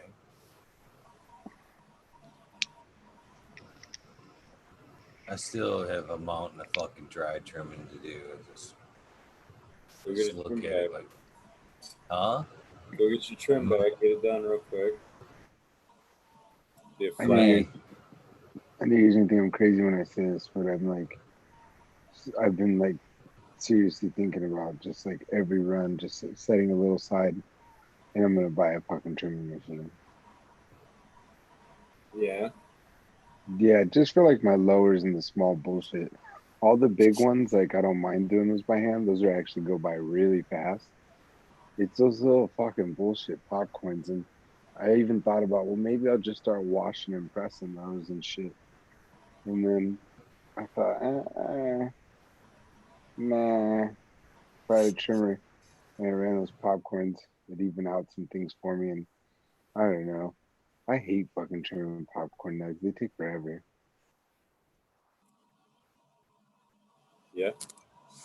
Trim them off before you trim them off while it's growing, so that you don't have any by the time it's done. There's that too. You're not wrong about that. I'm afraid to do that though. I like that little shit too, man.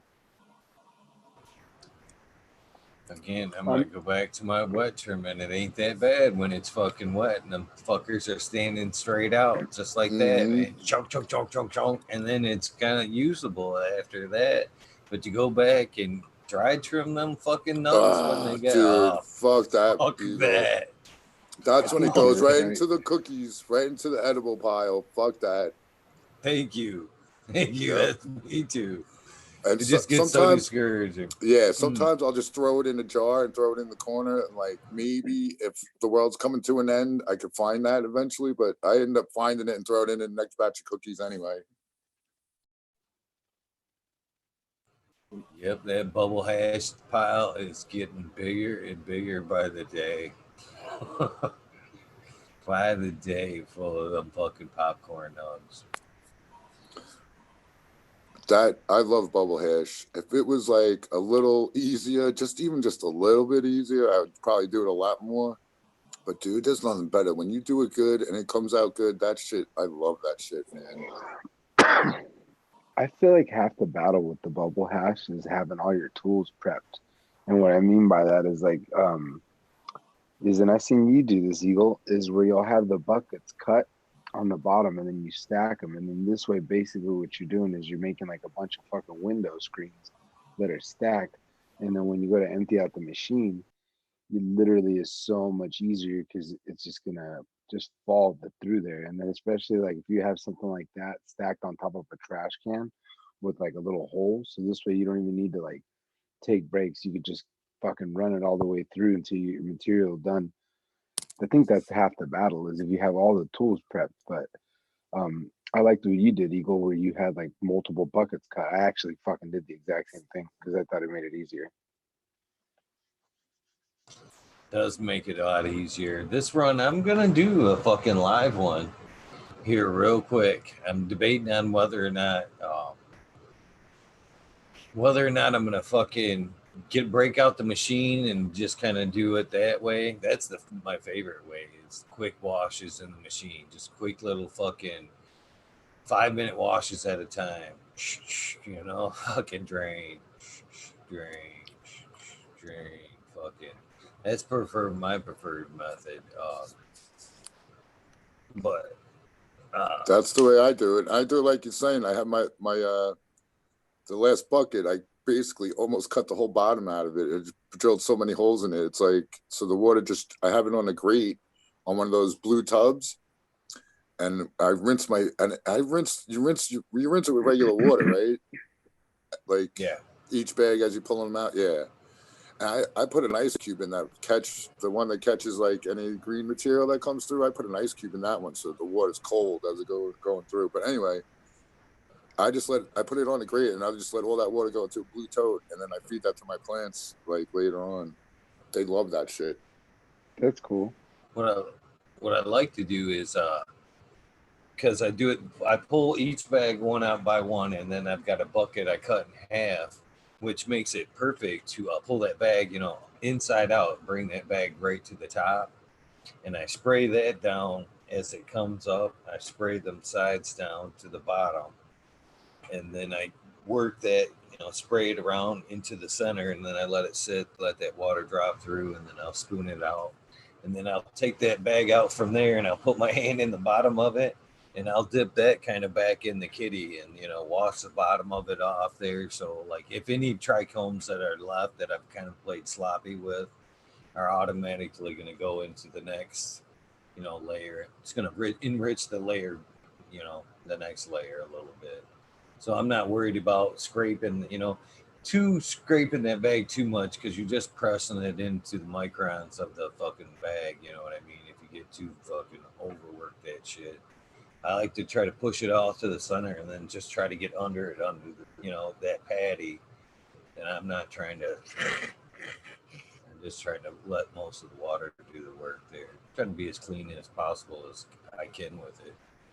But I'm either gonna do the machine wash, or the last time I did it, I did like a can of Kate fucking wash. Can't remember if I posted any videos of that or not, but it was. Was that with a I wooden did a 20 spoon? gallon.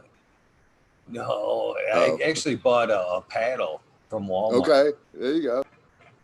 It's like a collapsible bottle, so you can break it half to where it's like only like 2 foot 30 inches or something like that. And I used a 17-gallon Rubbermaid tote, and I put a shower drain in the bottom of that with a fucking ball valve under that, and built a stand. And I washed like that. But I also bought this fucking it's like a 25-gallon stainless steel trash can I bought from Tractor Trailer Supply. That I actually bought that and built the stand for that fucker and had it all ready to go. And I started putting water in it, and I'm like, because I figured it'd be somewhat, watertight. You know what I'm saying? Fuck, filled that fucker up, and yeah, it started fucking raining everywhere. I was like, fuck, where's that Rubbermaid at? Because I bought them both at the same time, but I wasn't sure which way I was gonna go with that. Had the fucking, it's sitting right here, hole cut in the bottom of it for the drain, had the drain on it and everything. Fucking come right out the bottom, just ding, like a fucking bird bath or some shit. So if I'm gonna do that, I'm gonna have to silicone the outside seams. You know what I mean? Take a good 100% food grade silicone and seal her up with that. But I prefer the fucking the stainless steel method, because I'm thinking I could wrap that with like a hot water heater, insulation. Tape that bitch off and find me some more good working time. It's just so many things I like about the stainless steel aspect, or the galvanized metal before the plastic. Seems like a lot of that oil gets caught on the plastics a little bit when you're washing. But either way, I'm gonna figure out which one, and then I'm gonna do a run. Just debating on which method. Live. Now, do you clean your bags after each pass through? Right? Do you clean them in alcohol? Not unless it's super greasy strains. Some Yeah, strains you have to. Some stains you have to, man. Yeah. A good fucking full melt, fresh froze. Fuck yeah. There's if you don't, man, you're just wasting more time because it really clogs some bags up. Yeah. Once Some it strains gets you don't clogged, have it's to, useless. Yeah, and I guess it depends on a lot of shit, how cold the water is. Maybe I do it every time. Like once the water flows through all the way, and I take it all out, I'll rinse them in alcohol and rinse them in water, and then put them back and do it again. Oh god, that's. I'll tell you what though. I got so many bags. If I notice that on my first pull, I'll usually I've got a giant Tupperware bowl with a lid. You know what I mean? I'll usually wad them up and set them in there and let them soak while I'm doing the next run. But when I'm usually making hash, man, that's a lot of washing and shit. If you were to fucking wash them round after round after round, and there's only a couple strains, not every strain's like that. Not every strain. We always hope they would be. You know what I mean? But not everyone's like that. So. That is true. I probably didn't have to do it on that last one I did actually. But what I do is just exactly like I said. Most cases, I just fucking rinse the bottom of that bag in the kitty there, and then I'll take it over and rinse that bag down with some cold water real quick, and then I'll hang it and I'll get it ready for the next round while. And I threw away. Are like back to back, man. When I do it, it's usually fucking Boom knows what I'm talking about, man. You can never start early enough. I've never come across a day where I'm like fucking, yeah, man, I got through it, no problems, Like, damn, well, that was a good run right there. It's never like that, man. It's like it's always like something. 5 o'clock in the morning. I think someday I've went like fucking 24 hours easy at times making fucking some ass and shit. Just it's like to the point you're like, and I'm not even as dedicated as some of these fucking guys are, man. They fucking, I hear these guys, oh yeah, I wash and wash and wash till she's not giving no more. Fuck that. I do 3 washes and I'm done with it. I'm fucking cleaning out the machine and I'm fucking going again I'm reloading it with a fresh batch, man. I ain't beating that horse. But there's people out there that will wash and get every trichome that's, to be harvested there. No, after you go about 4 or 5 or 6, it just gets dirty then. I mean, usually. But I threw away the 25 bag. I don't know why they didn't make that thing, man. That's a fucking time waster. It's usually dude. It's I threw it out. To be had there, but fuck that. Yeah. Waiting for that water. Finest. That's the finest one, right? Yeah. And it takes an hour for the water to go through. Even, no matter how clean that fucking bag is, it's ridiculous, dude. Oh, I've got a good, nice process where I can fucking, you actually put it down first and then you just yank up real quick and fucking that usually will, but you're forcing shit through it. You know what I mean? You're just kind of busting shit up. And I've seen some dudes, they put a shop vac attached to the 5-gallon bucket underneath, like at the bottom. So when they were trying to get the water out, they turn on the shop vac for a couple minutes and it sucks it through. I was talking the other night, American one, where I did test. I only did one run with it, one test run with it, and that was as far as I went with it. But it seemed like a good idea. It was like when I was doing these here buckets when I first started the stack there, I put a fucking 1/4-inch inlet, male inlet, on top of the bucket. Okay. There, you know what I mean? Yep. For like an air pressure, air hose. And I fucking put that lid on top of the bucket and I fucking hit that fucker with air. Oh my God. It was like the trash can thing, man. I fucking was splattered it all over, right? Fucking hash water everywhere. It just fucking practically sent that fucking lid through the fucking roof. I'm like, yeah, that ain't work. Go ahead and adjust some pressures on that shit. Hash water shower. That's like a Wile E. Coyote moment. Oh, it was too, man. It was. Smiley, that was like today when we were chatting on video and the pump just went off in the background, remember?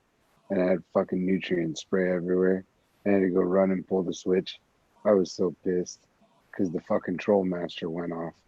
And it probably spilled probably like 5 to 6 gallons, but 5 to 6 gallons in like 2 seconds. It was terrible. All you can do is laugh, though, man. That's the shit that you just gotta fucking no, man.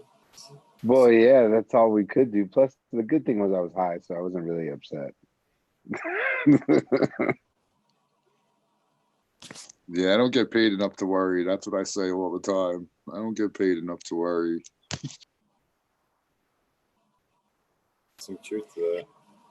It was just funny because we were just sitting there shooting this shit, and then all of a sudden we just hear this, whoosh, and I turn around and I went, oh, fuck.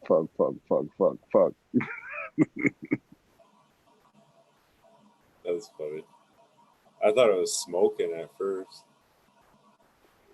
No, it was because the way the spa tubing is for the union on that, because we put a 90 on it. And we did that to run the PVC up onto the wall. I wanted to make sure on that pump that we ran spa tubing on the top, because the thing that pump's notorious for is the tronic on the top of the head cracking. So a lot of times when you'll just use like straight PVC, like 1 inch on the top, it helps, but you still get a lot of vibration, and that's where it cracks. Where if you have the spa tubing kind of absorbs a little bit of the vibration. Plus, it's a little bit wider than 1 inch, so a little bit of the pressure alleviates, and then you can build pressure back up to the 3/4, or at least that's my theory and my design and the reason we went with it. Nice. Yeah, but the thing about it is that shit, when it sprays, bro, it fucking sprays. I'll probably do a video on the PSI gauges when they come out, I have everything all lowered down. That pump's like legit. Oh yeah. Oh yeah. That thing's gonna crank. Do they have a fucking PSI meter? Say like I noticed like when you set up your tables there that I'm sure once the hoses come off the manifolds, they have to be similar lengths, right? To keep the everything kind of right when they come off the manifold, or they can you control that at the dripper head? So the beautiful thing about those drippers is actually they have little like bubbler pieces that you put inside, and you can do like 2 gallon per hour, 20 gallon per hour. It varies like which speed you want to go at because they got them all kinds of different speeds. But that really kind of went out the fucking window with the pump that I picked because, well, I went with the liter half horsepower pump, and a lot of people say that's fucking crazy. It's overkill. But the thing about that pump is that there's no lack in pressure, and that was a big concern of mine. Is I wanted even pressure, and the maintenance on that pump is a lot easier than most pumps. So what I did was I just dialed everything in between all the ball valves, as well as each drip emitter actually has its own built-in like ball valve, so you can raise it and lower it till you get the desired speed, basically that it's going to be pouring out. And it took a little bit, but Canna helped me, and then we grabbed a couple of measuring cups, and then just clipped the actual barbed tees on them, and then ran the timer, saw how long it took to hit like 350 milliliters of water, and when we did that, we stopped.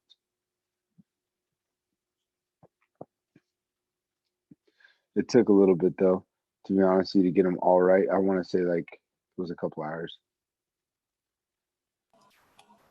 Is that something you got to readjust every round too? So like if you harvest and you set the next round in there, you got to readjust it then. Now at this point, it's set up and dialed. It was a bitch at first, but see, I was trying to go for like not a fast speed, but not a slow speed. I wanted something that was slow and steady, just so this way they could eat multiple times a day. But for the size feeding that I'm going with, plus the type of cocoa that I have, 350 milliliters isn't a lot. If it was rock wool, that would be a shitload. In cocoa, though, that's nothing, especially in those pots. So I would rather it be where like, hey, I got to feed 3 times today versus 2 times a day and not have to fuck with it again. That was just the theory and the concept with it. So this way, like I don't know, when I first put those clones in there, if I would have thrown 350 milliliters, that probably would have been good for 2 days. Where as they eat more, then I'd have to do it once when they first wake up and then a little bit before they go to sleep. Now it's getting to the point where they're going to start eating 3 times a day soon.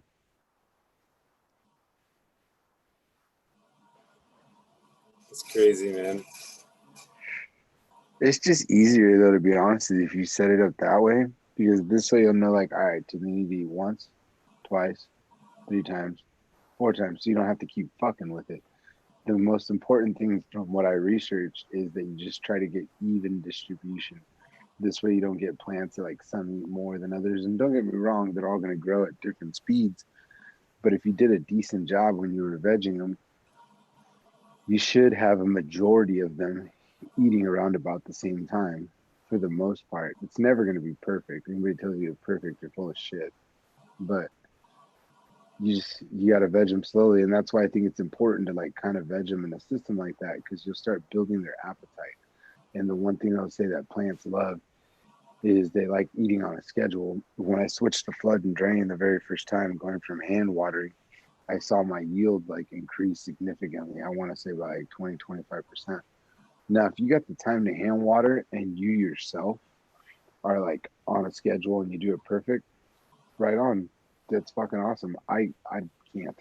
I don't have that. So that's why to me it's really important to set up the automation. Because I kept fucking up when I was hand watering. I just couldn't get it right.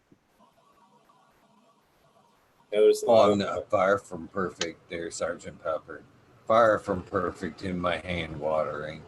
But then again, I figure this much, they're not, soil system isn't perfect. You know what I mean? They're drinking off their, when they want to, not necessarily when I'm forcing them. So I do like. Yeah. I'm far from on a perfect schedule as far from feeding them bitches. Them bitches are on my time. Fucking Sergeant Pepper, my time.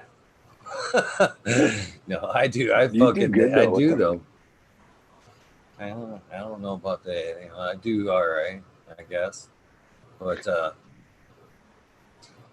there, you know, I don't. I'm not that anal retentive where I'm like, oh, it's 2 o'clock. It's fucking, you know, time to water or whatever. You know, I like tonight. You know, I have to be gone tomorrow, so I watered heavy today. Them trays are a little full of water right now. They can suck it up. Suck it up tomorrow, bitches.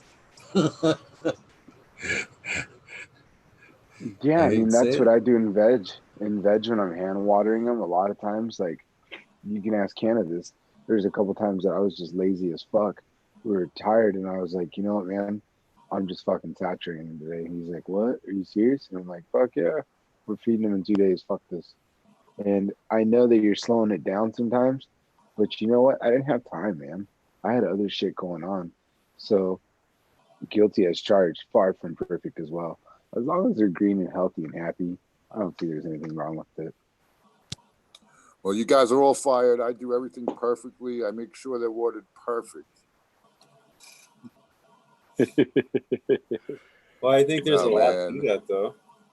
I'm an overwaterer. I always constantly have to tell myself, stop, you idiot. But I was just talking to someone who just started their cocoa, you know, and he didn't talk to me. And he had the cocoa totally overwatered. I'm like, yeah, you got to let I go, people say if you let the roots take over the container first, then you can't overwater. You go crazy. But if you don't let them take over first, they could have issues. And yeah, he failed. So he went to Fox Farm. He's trying something new, but that's good. You know, you got to try it all. Figure out what works for you. You're. I feel you're right too. You can't overwater really, especially in that chunky cocoa, man. They're gonna eat what's in that fucking saucer first. In my book, them fucking lower, you know, roots, tap roots, if you will, whatever's trying to reach for the bottom. Uh, they're gonna drink all that up first, and then they're gonna utilize what's in the pot second. But I don't think they're at any point I've really seen them soap for any period of time. They're usually, you know, by tomorrow morning, here in a little while, fuck, half of them are already full or drank it up, you know. But I know they'll be good tomorrow until I get back. That's one And thing that, nice about cocoa, especially if you set them up a little bit, you know. Uh, you can. I don't think you can. I fucking for the first time ever, I'm kind of scared of that fucking insane in the membrane, man. That ethos, man. That shit's got some pretty bigger genetics to it. I don't know what fucking GMO weed they got going on over there, but man, that shit's strong. I put that in that fucking. It's, you know, it's about a 14-gallon air pot, way fucking bigger than it ever needed to be. I think I kind of hit on that. I picked those up just because they were gonna fucking. My buddy was done with them. He was like, "Man, I gotta give up my grow. You want these fucking pots?" I'm like, "Man, that's $300 in pots right there. Fuck that. You ain't throwing them bitches out. I'll take them and shit." But they're way too big for, you know, these tents. But then I put that insane in the membrane in there, and it's that one that I fucking remember. If you watch it, if you've seen the earlier episodes where I bent that fucking insane over right back to the cocoa, right back to the fucking the medium, and I did that with all the branches. That bitch is fucking went straight to the bottom of that 14.5, and his fucking roots are coming out of the bottom of that air pot. And that thing sits up, you know, with them air pots. The bottom of the pot actually sits up about an inch. And when I look down there, all you can see is big old white roots coming up from the bottom of that pot. And I've ran them like 4 times, and I've never seen vigorous roots coming out of the bottom of that bitch like that. I'm like, nice. Because them air pots can be a little tricky the way you water them. If they get too dry, that shit wants to come right out of them tank holes and sit right in that saucer. You know what I mean? And because of that air zone. but not that insane in the membrane. That bitch is drinking right out of the fucking tub, man. That's the first time I'm kind of impressed with that fucking vigor in that bitch. Yeah, That's I'll the one tell I've you, complained. the 6-inch pop. That's the one I'm complained about. In these tents right here, every time I ran that insane and under the HPS, she's hit the top of the tent. Every time. One last time they were actually bent over like a foot. I just fucking laughed and played with it because I wasn't really worried about it, but I just wanted to see how bad it was gonna get. And that Put that fucker's thing dead. as soon as it Go ahead. gets roots, throw it in flour, dude. I bet you'll be perfect. Yeah, that insane the membrane. I don't really suggest anymore 6-8 inches, even in like my type system. That fucker's gonna go. It'll be 5 feet when it's done, guaranteed. That's fucking crazy. What's Strange. supposedly in that? What are the parents? Do you know? I don't know. I don't know if they ever. I'm sure they have released it since I got it. But when I bought it in Detroit there in August, it was like their hype strain. They put some weird names on it, and when you tried to research the names, it was fucking something goofy. I haven't tried to look it up since. But it wasn't. They just wanted to. They just put on it. It was like, this is our most loud strain. It was supposed to be 34% THC, which I don't think it ever will get to that. But I could be wrong. Even what I've seen in the dispensaries didn't look, all that great. They didn't take it as far as it could go. I've ran it multiple levels, and it ended up being 12 weeks under the HPS, but only 10 weeks under the fucking LEDs, and denser under the LEDs. So, yeah, that strain's fucking silly. In fact, I'll grab it. I'll tell you what the pack says. Just give me a second.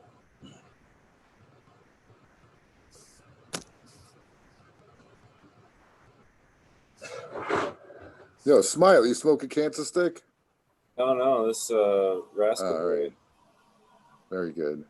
I hope not. As much good weed in this fucking world. Smoking cigarettes. Now you got the whole. Everybody's gonna beat up on me.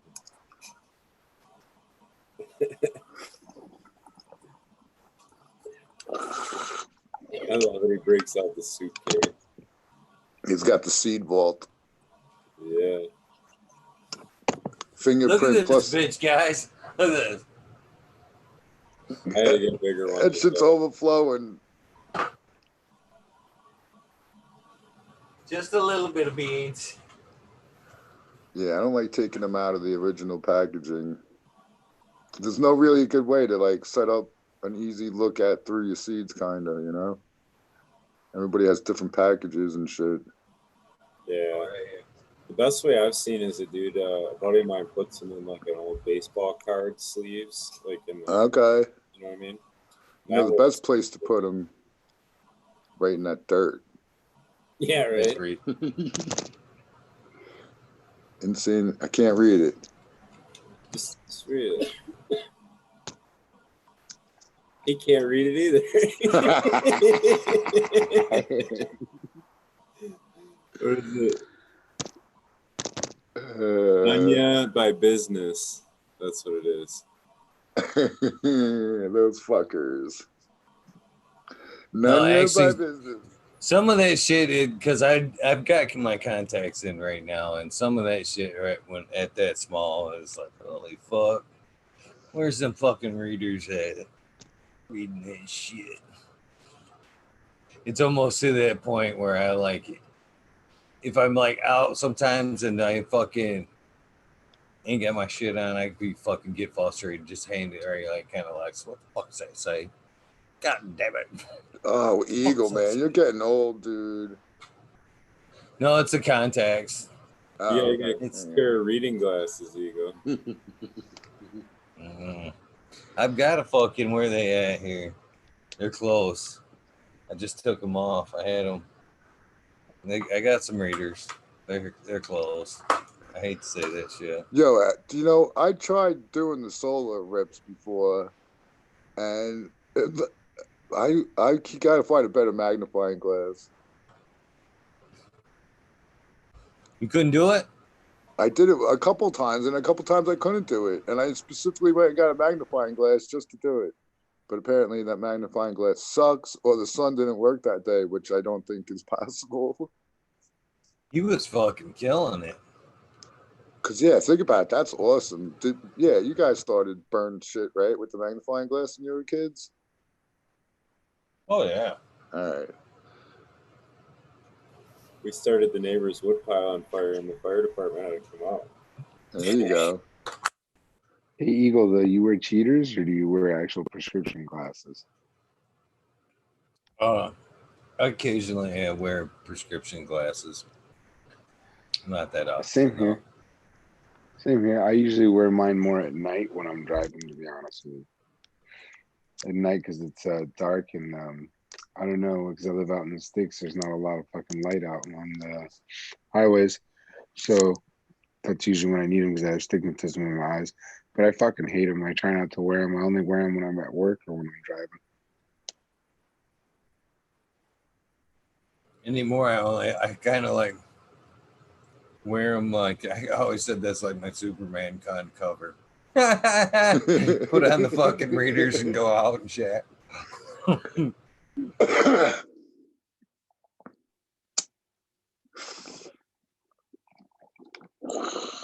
Did you guys see Meg grow her one's glasses?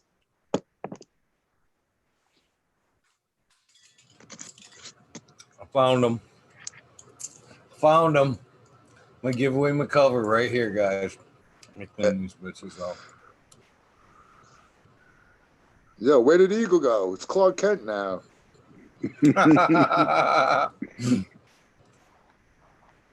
Oh, there he is. There he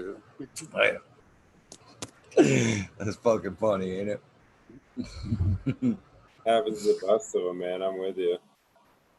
I'm getting there too. Like I would start, what the fuck? My eyes don't focus. It's weird. It's a weird feeling. Now they're dogging on me. Stephanie B says I look blue out. Is that really a bad thing? It's bad light. Just the bad light. Damn it. I can't believe fucking American one hasn't tried to walk me off any cliffs yet.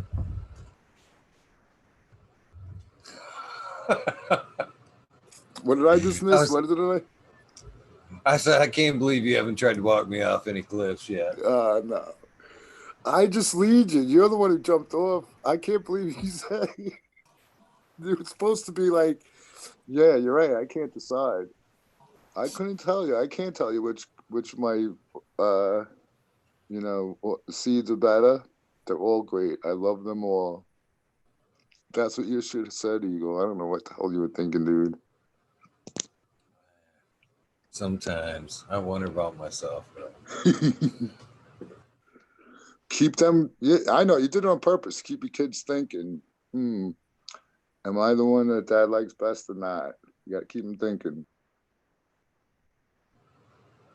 Right on. Right on. They know I love them equally. Lexi's in chat, right? Yep. I was just wondering, are they both in chat? Yeah, that's you wouldn't know. They could be eavesdropping and not even know that they're in here. So you better be careful at all times. Oh yeah. Oh, she says definitely not. What do you mean definitely not? You better not be talking to me, girl. You know I love you the same.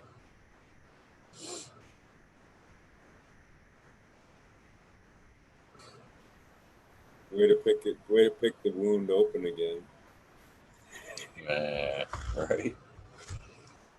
Yeah, that's not my fault. Stop bringing it up, dude. It's not my fault. I think how many we got in fucking chat here? Got 44? 44. Where'd they go? Oh, there they are. Yeah, maybe you're not seeing it right. Goddamn top chat. No, I'm thinking about really making room for these. I knew they were going to be good when I got them, but I think they should be popped. We give away some seeds. I still need to do my mail. I got to get to who was the Canadian viewer that won the other day? Aldridge knows. Aldridge 25 knows. Is Brittany in chat? That's my oldest daughter. Go Brittany. It's funny. Aldridge 25, you know my daughter? Oh, but anyways, squirrel. That's gonna be fucking. I told her today. I'm like, that's a thing now. Fucking that squirrel. That's a thing. This hashish, the hashishin I got right here. This was one of Joel's. I gave some of these away the other day, 5 of them. But we could give away, another 5 tonight. Michelle's already been in shit. 33. I think you got. I gotta look at my list. See who got the hashi. This is the hashishin is Purple Mayhem. Is that Purple Mayhem he was talking about times Colombian Red is the hashishin, which sounds pretty fucking amazing to me. I think we could, for board, we could give away 5 of these. And I got some of that CBD citrus we could give away too. If you guys want to fuck around and give away some seeds. Do some mail call tomorrow on my way out. Where's a good place that, by the way, fucking to find them little, like some good seed fucking containers? Walmart maybe in the craft section, them little glass fucking clone jars. I get it online. Either Etsy or eBay has them. They have those centrifugal things, whatever they're called, or the little glass ones with the cork lids, or some of them have plastic lids. I don't know if they have them at Walmart and shit. They might have them at like a craft store, maybe. I don't know, man. That's what I'm thinking is maybe in the craft section. I don't know. I buy most of my shit at Walmart or at Home Depot, to be honest with you. Those are my 2 preferred stores to buy everything. You order them on Amazon. There Yeah, too. it's kind of snag some tomorrow if possible. Were you gonna dip them in wax too to seal them up? No. He's gonna be doing like fucking Maker's Mark bottles and shit with the red wax on top. Yeah. That's fucking funny. That shit would be dope as fuck though for like a little seed jar. Do like a little Maker's Mark looking candle wax thing. Tell the pimps do it. Tell the pimps do it, Eagle. Right on. Have the stamp and everything to fucking. Yeah, dude. Yeah. All right. Got my list here from the last time. What the fuck day is it? Today's the 11th, right? 5/11. Yeah, dude. This is the coolest fucking packaging that I've seen for seeds. It's Sunken Treasure seeds. And yeah, it's like a note in the bottle or whatever. This is the high Mac, but he's got it dipped in the wax, and then on the end they got their seal. I don't know if that's coming through, but it's STS is Sunken Treasure seeds there. Well, but it's like a seal. That's pretty cool. Yeah, dude. Joel from North Star, they do like a medicine bottle kind of like that, and it's got like a metal banding that seals it off, just like the medicine companies do. I always thought it was neat. Inside is like fool's gold with the seeds. You know what I mean? But I just thought that was some of the coolest packaging I've ever seen. Are those all seeds? How much? How big of a pack of seeds was that? No. There's all fool's gold in it. See, and there's a little sack like that. You can put fool's gold, and then there's another vial You see the cork, and then there's Yep. seeds. So it's like When a you first full- threw it up there, it looked like it was just full of fucking seeds. Yeah, but they It's like, that's a good pinch of seeds there, man. That's good size bottle. What is it? It's 100-pack and shit. Yeah. No, that'd be sweet. So does the fool's gold make them grow better or what, dude? No, it's just his gimmick, I think, I think it's taking up the space so the jars, the vials aren't smashing around. But Mystic Marks in chat was saying it keeps it better for long-term storage too. So There you go. you gotta have the gold piece in there, Eagle. Step your game up, man. Right. Bling bling All with the right. seeds. That's two shots of Goldschlager. Right. That's legal, ain't it? We can mail alcohol, can't we? Fucking the last time I gave some seeds away, the hashishin away, Aldridge 25 won a 5-pack, who I still haven't got your address for. I'm glad I brought this up tonight because I still haven't got your address on that 5-pack. So Aldridge 25, I see you in chat, and Miss D's Nugs. Oh, I was so close to fucking that up. Welcome, girl. So that's the one we're gonna do first. Is a 5-pack of the hashishin. All right, guys. Are we there? You guys got so quiet out there. I'm sorry. I was. Yeah, I'm sorry. I was sidetracked, and then I had to come back and turn off the mute. And man. I'm with you, Eagle. You're gonna give away some beans. I'll pay attention now. I'm paying attention. 100%. Yeah, man. Let's do a giveaway. Let's do this shit. I don't get paid enough to You worry. know how but I'll hard it pay is to attention. watch all these numbers, guys? Oh Damn. shit! Yeah. All right. Well, you're the one that lets everybody guess until the number's gotten. You got to make the rule like one guess.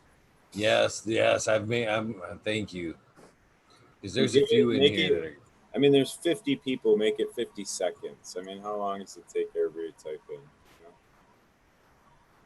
Yeah, I agree. There could be a couple special people out there. We could give them a couple extra seconds. Man, I'm gonna have to. I wonder if I can find. First of all, I want to find one, and then I wonder if I can probably get some in bulk to send a special out for person. No, for you fucking no camera guys. I want to get me a special person. For all you no camera guys, man, I just want to get a fucking. Remember them like bass fish you fucking hang on the wall, and every time you like talk or something, the fuckers flop and shit. Sometimes you can get the Christmas trees like that. I want one of them that's like a cannabis plant that it just you can have your camera on, so you're constantly on the fucking screen. And then just when you talk, it just that way you can constantly be on the fucking screen instead of just fucking.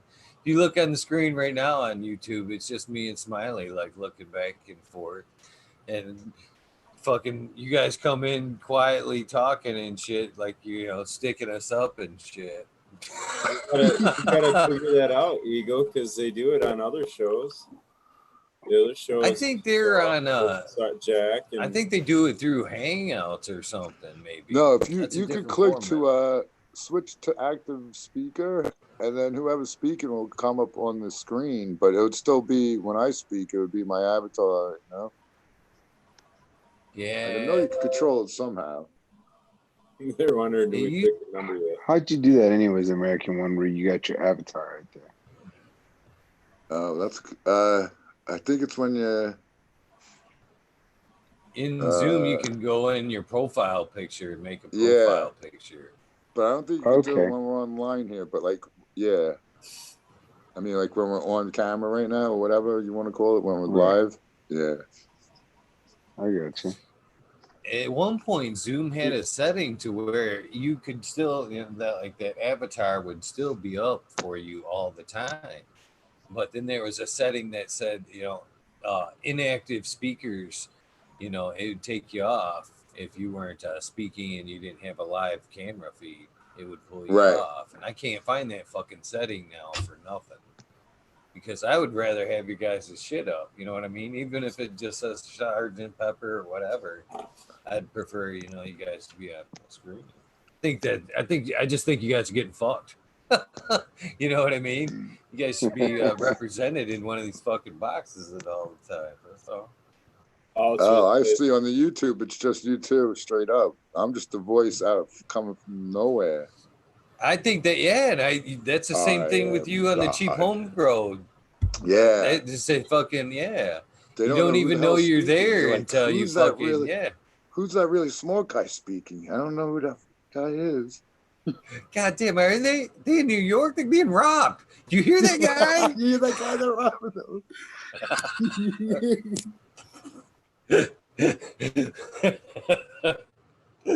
Where's he coming from?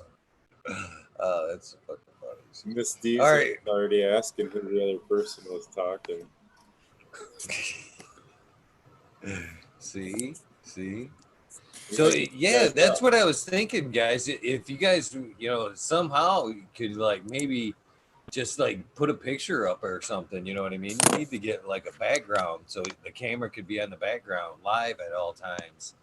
So you guys are, yeah, even that American So now, is now I just popped up right now. It's black. Aldridge. Yeah. Aldridge says 2 of you guys are just voices in my head.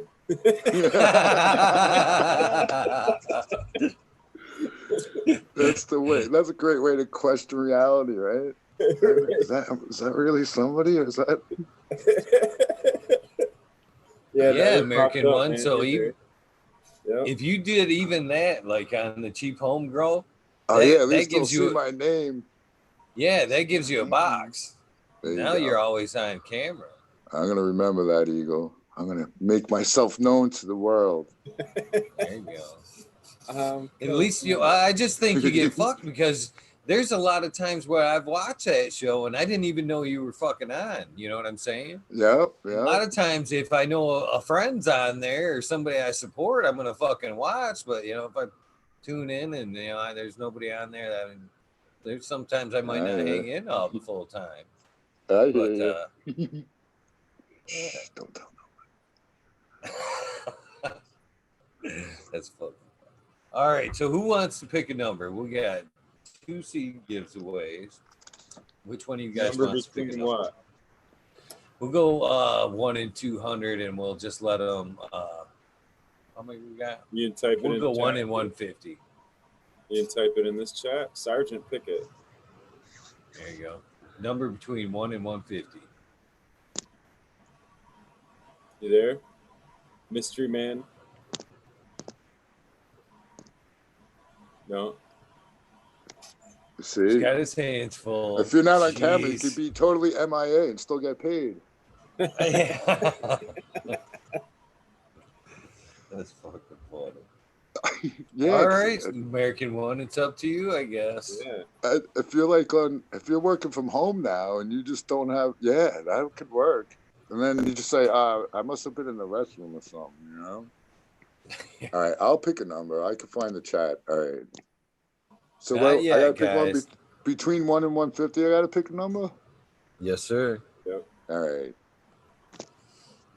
No, not until I say go. None of these numbers count until you see go pop up in the chat. Go type. You got to type. Listen, you got to type go. Eagle has to type go in chat, and that's when he starts counting the numbers. And then Eagle's gonna type stop, and then anything after the stop won't count.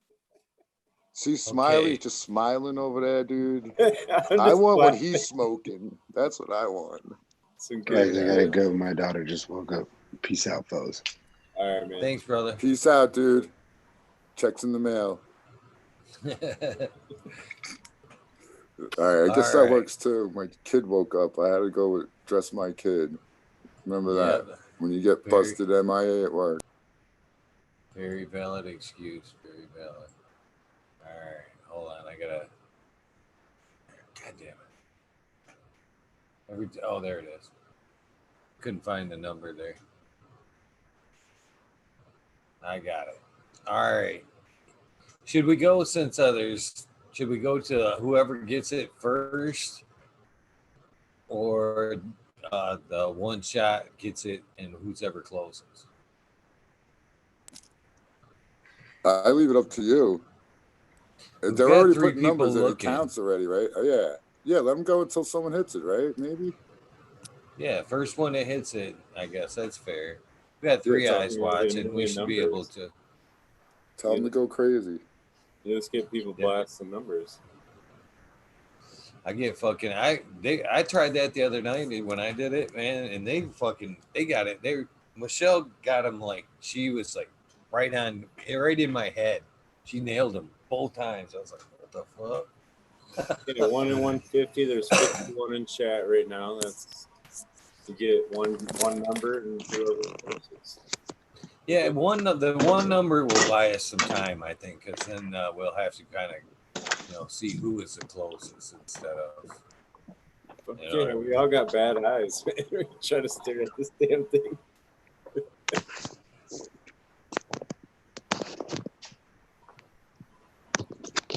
All right, let me set up a timer here. I like those random draw ones where it just pulls a random person out of chat. You see how I was watching this thing the other day on how consciousness, they've noticed that consciousness can affect them random number generators. Who said that? I watched the thing today on it. So I could fix it. We could fix it. It's on YouTube, you'd say, huh? They've noticed, no, seriously, they've noticed spikes on like 9/11 and shit like that. They've noticed definite correlations in the random number generations and high levels of consciousness on days like that, 9/11, and then something that when everybody's aware of a certain event, it correlates directly with them random number generators. So, pretty wild. All right, you guys ready? Ready. So we going first number or closest, or one number, one guess only, and closest, or whoever gets one guess only. Closest. I want to watch a million numbers for that. All right. You get one guess, guys. U.S. only. Sorry, Canada. And whoever is closest within a minute. That sounds fair. Ready? Go. Did you type it in? You gotta type it in. I typed it. I actually hit enter, but it did not go. I typed it in We're too. close enough. Yeah. Oh, you did Wait, too. bitch. That's All all right, right. now There's I in see. between. We're good. You got your timer up? Ron? Oh, shit. Boom, boom, boom. Fire. There's somebody somebody's real close already. Bringing it.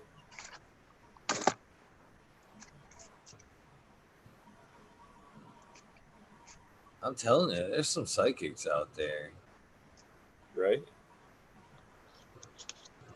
Aldridge 420. We guess. Aldridge's already got the strain. Deo. Deo. Oh, it's so close between 3, but only one's close. You hear that? That's the time up right there. That's the timer. All right. I'll type stop. Dude. Boom. Last And one was Johnny Caniseeds. It's a tie. No, A tie? Johnny has multiple guesses. So. Oh, Johnny Candy Seed. Yeah, that one shouldn't count then, huh? One of them listened to the rules, and it's Warlock. Yep, Warlock. He was the first one too. I don't know if that One of should the make a first, difference. yeah. There you go, Warlock. Way to not type in multiples. Haha. Oh yeah, so the number was 76 peoples. And Warlock had 75. And Johnny Candy I like Seed to write that. had 77, but multiple other numbers. Got the DQ. One's still close. Oh yeah, I guess it's the one off either way. Fucking stoner math and shit. Stoner bingo. Oh, 69. Bingo. Oh yeah, because if I put my logo up, then I lose my window. Who said that earlier in chat? I did. Like, no. I don't know about. Oh, I was just looking to see if there was some kind of a button. Like when I'm on the screen, I can say hide non-video participants. Is there? You click on them and see that, Eagle?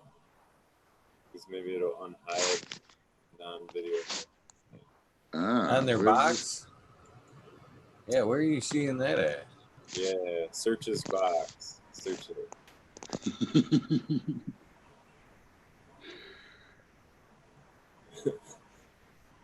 Oh, you can rename when you search that participants, you can rename yourself. Yeah. I'm gonna see if I can do it right now. Look at people. It doesn't even give me that option. Smiley on my end. When I click his three dots, all I get is mute, stop video, chat, rename, pin video, spotlight video, Yeah. make host. Yeah, because now he switched it to the great one. Yo, Eagle, you could switch other people's names that are on your thing. Like you could make Smiley Gardens be like Frowny Garden.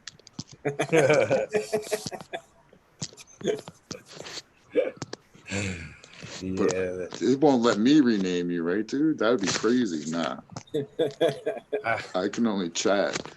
Good thing, man. That would be pretty funny, though. All right, well, fuck. Let's do a 5-pack of the CBD citrus. Anybody want some CBD? CBD.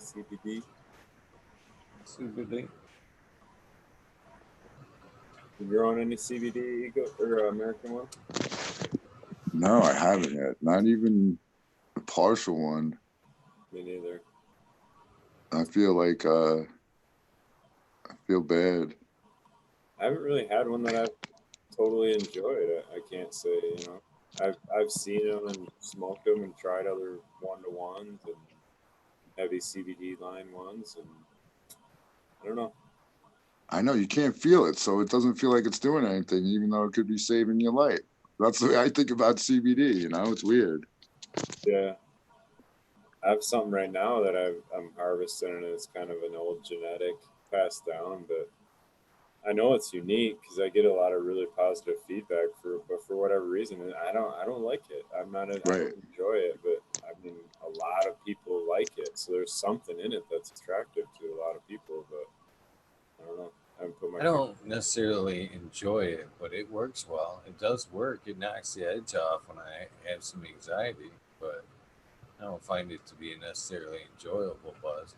But I will tell you this, though, guys. If I've noticed that if you take heavy amounts of like CBD, like in an edible form, especially if it's good CBD, man, your fucking skin will feel almost like it's dancing. You know what I mean? You feel good enough to where you're like, yeah, but not. It has to be in a good amount, though. 200 milligrams are better for that. But never smoking that, never getting it from that kind of like smoking thing. Yeah, I never even really smoked it. Chat. Got 2 of the 3 in chat tonight. Everybody's up for the favorite award, huh? I was trying to look back to see if Miss D Snugs was bailing on us. I see her like waving to everybody.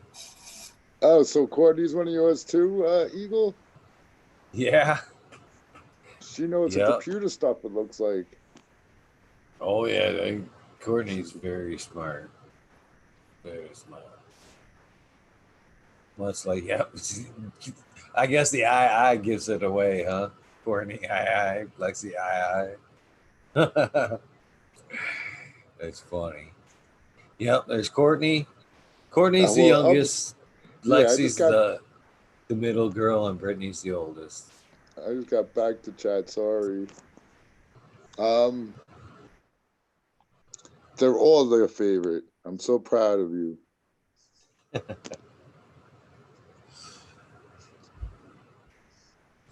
Good looking girls. I love them all, you know. I think there was I think that the guys that are like myself that are dealt a full hand of girls, I believe there was a reason why we were dealt a full hand of girls, which I won't go into because my girls are in chat. But I believe No, there's a reason. I'll go into it because God wanted you to understand patience. That's what. Punish you rightly. So wait, now see we had team Lexi, team Brittany. Now we got team. We need to make a team Courtney. Now I didn't realize there's gonna be 3. Mm-hmm. Yes, sir. They're all exactly 4 years apart. 2 of their birthdays are this month. Well, happy Kinda birthday. crazy. My brother, well, me and my brother are 2 years and 2 weeks apart, and like it always falls on like if my birthday's on a like Monday. His is 2 weeks later on a Monday, and that's what happened with the first 2, except they're 4 years apart, 2 weeks apart. Kind of weird how it worked out. So, me and my sister, I have a sister and a brother, but me and my sister, she was born, we're the same age for a month. For a month. Yeah, I was born in Oh, April, and she was born in March of the next year. So, for 1 month during the month of March, during the month of March, we're the same age. So 11 months apart. They call it Irish twins. Putting in hours, man. Your mom was working. Yeah, Dad was ready to go, apparently. Oh, shit. So that kind of brings me to a question before we get into our next giveaway. God damn it, this fucking mouse. Trying to move my fucking my box up, and every time I like move it, it wants to go full screen on me. There we go. God damn it, I'm totally fucking lost. Fuck was I talking about? For the screen fucking took me all squirrel. We were talking about your box problems. My what? What? We were talking about birthdays and kids and. Man, thought I got by that. Yeah, we were past it. What happened next? Yeah, no shit. It's gone. God. Just like that, it's gone. God damn it. Squirrel. This is a big one too. That's some funny shit. Oh, I know where I was going. Damn it. It came Fuck back. that weed. Just come tap me on the shoulder and shit too. I'll run it. How big of a fucking baby boom do you think we're gonna have because of the COVID? Oh. You think this time fucking next year that just hospitals are just gonna be flooded with kids? Probably, man. Everything's increased. I think they were saying domestic violence, like divorce rate. Is there a shortage on rubbers because they're turning it all into latex gloves? Yeah, either they're killing them or they're banging them. Yeah. Hopefully one becomes before the other. Yeah. Hopefully it's just like a wicked sex accident and shit. It's like a canoe trip. You find out exactly how good your relationship is. Yeah, really forced. I don't know how to pull head correctly. Did you see that meme of the some soccer mom's car? It has like that white paint on it. It says, "You lied to me all the time. My kids are not a pleasure to have in class." Nice. Oh, I like 420's entrance. That's the way you come into this chat right there. Cheers, fuckers. What's up? I like that. Cheers, brother. Just in time for a CBD giveaway here in the United States. You know, I'm still got one person that I said that I'd take care of over there in good Great White North. But I was bummed out to hear that about what Boom said about how they radiate shit like that. That's a bummer. Makes me think there's a way, but it just kind of sucks. You know? Yeah, I mean, wrap it in some kind of tinfoil or something. Put a little tinfoil hat on it. Seems like that screams bomb more than anything or something. You know what I mean? Fishy package, all fucking tinfoiled up in the middle of this here package. It seems like that screams, open me right up now. Right. Yeah, I don't know, man. That's crazy that they would do that, though. But yeah, I've had seeds, like really bad luck with seeds from overseas too, and I wonder if, like looking back, if that might have been part of it. Somebody just won a can of coffee.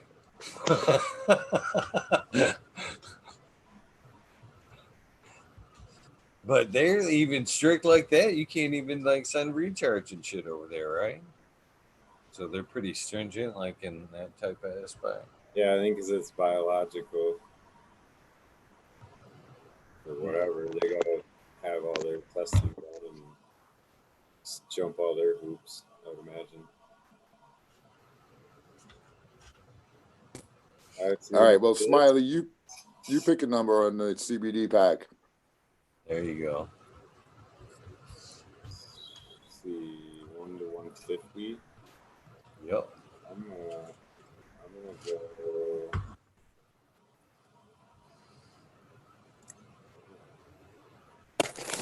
That's a good one. I see it. You know, I never thought about that. You can't see my pad, right? I just thought, I was like, well, the motherfuckers are psychic. I just realized I'm writing the number down right here.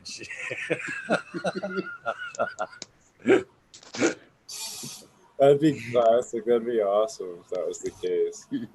How are they getting it? This is a fucking miracle. 10 I people hit it got the every exact fucking number. time.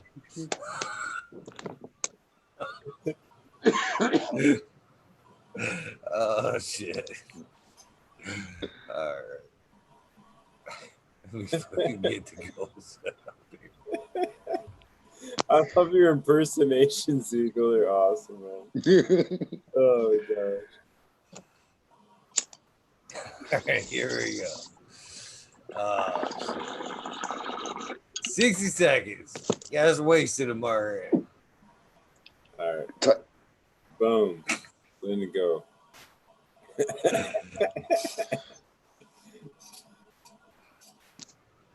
Oh, shit.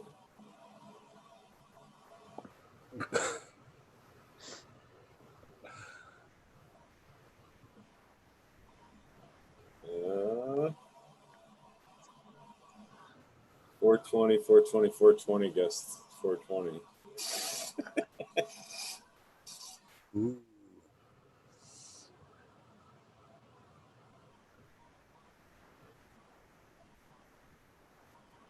Where's the timer? Yeah, 12 seconds left. Should be able to hear it. Ah, yo, only one number. Yeah. Oh, no. Oh, no. There it is. See, man, you gotta pay attention. Wait. No. Somebody ruined it. I'm also guessing again. That was after, That's what I'm saying. Did you type stop? You never type stop, and I didn't type stop last time, but the beep beep and the fucking microphone should be kind of self-sufficient. Well, But in the same rate, I guess we never did specify before. So I don't know. That's gonna be your call. But yeah, Resurrection Prophet is right. Smithfield sold out to the Chinese, and the U.S. government let them. And I couldn't believe they did it at the time. I don't know. There's one person that is closest and did not have multiple guesses. So. Yeah. And you'd like to anyway. Yeah. Damn it. Well, I guess that's just part of the rules, right? Well, So yeah, I agree that the one with the single guest should get it. And that is Miss D's Nugs. I was gonna let Eagle say it. The number was 122. She got a 121. And Stephanie V, if you only put in the first one, you would have been a contender. Yeah. Yo, Miss D's Nugs. You have some CBD citrus seeds, a 5-pack, if you're interested in them. I've got you on my list as a winner. CBD citrus.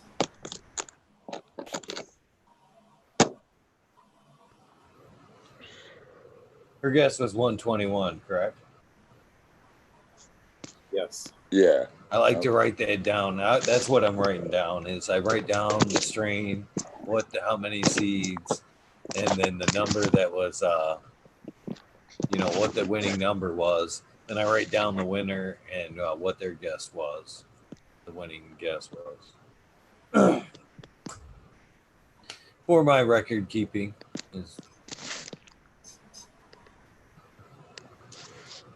That's good because last time I gave away the packs on 420 and three winners. Oh, they're like, prove it. That shit ain't never coming back. Actually, all I did was I asked each one of them which pack they won, and two of them knew which pack they won, and the other person didn't. So it was kind of obvious. Right. I'm pretty sure I wrote all that shit down. I was just like, whatever. If you didn't know which one you won, I was didn't. So. Made it easy.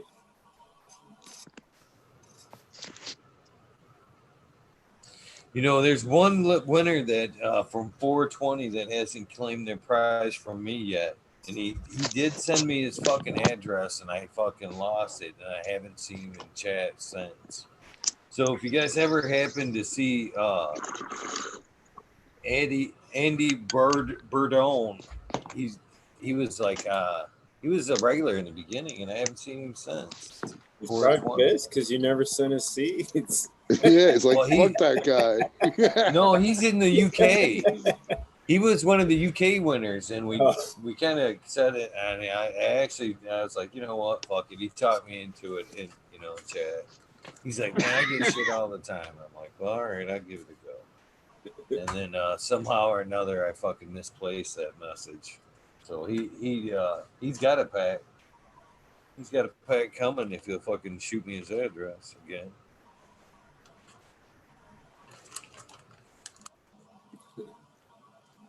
Trying my best to keep up with all that shit. Making sure, you know what I mean, everybody gets there's a couple of them that after the couple days that went by and shit that I haven't heard from, that I've reached out to them. I'm like, hey, you want some shit, right? Don't forget to claim that.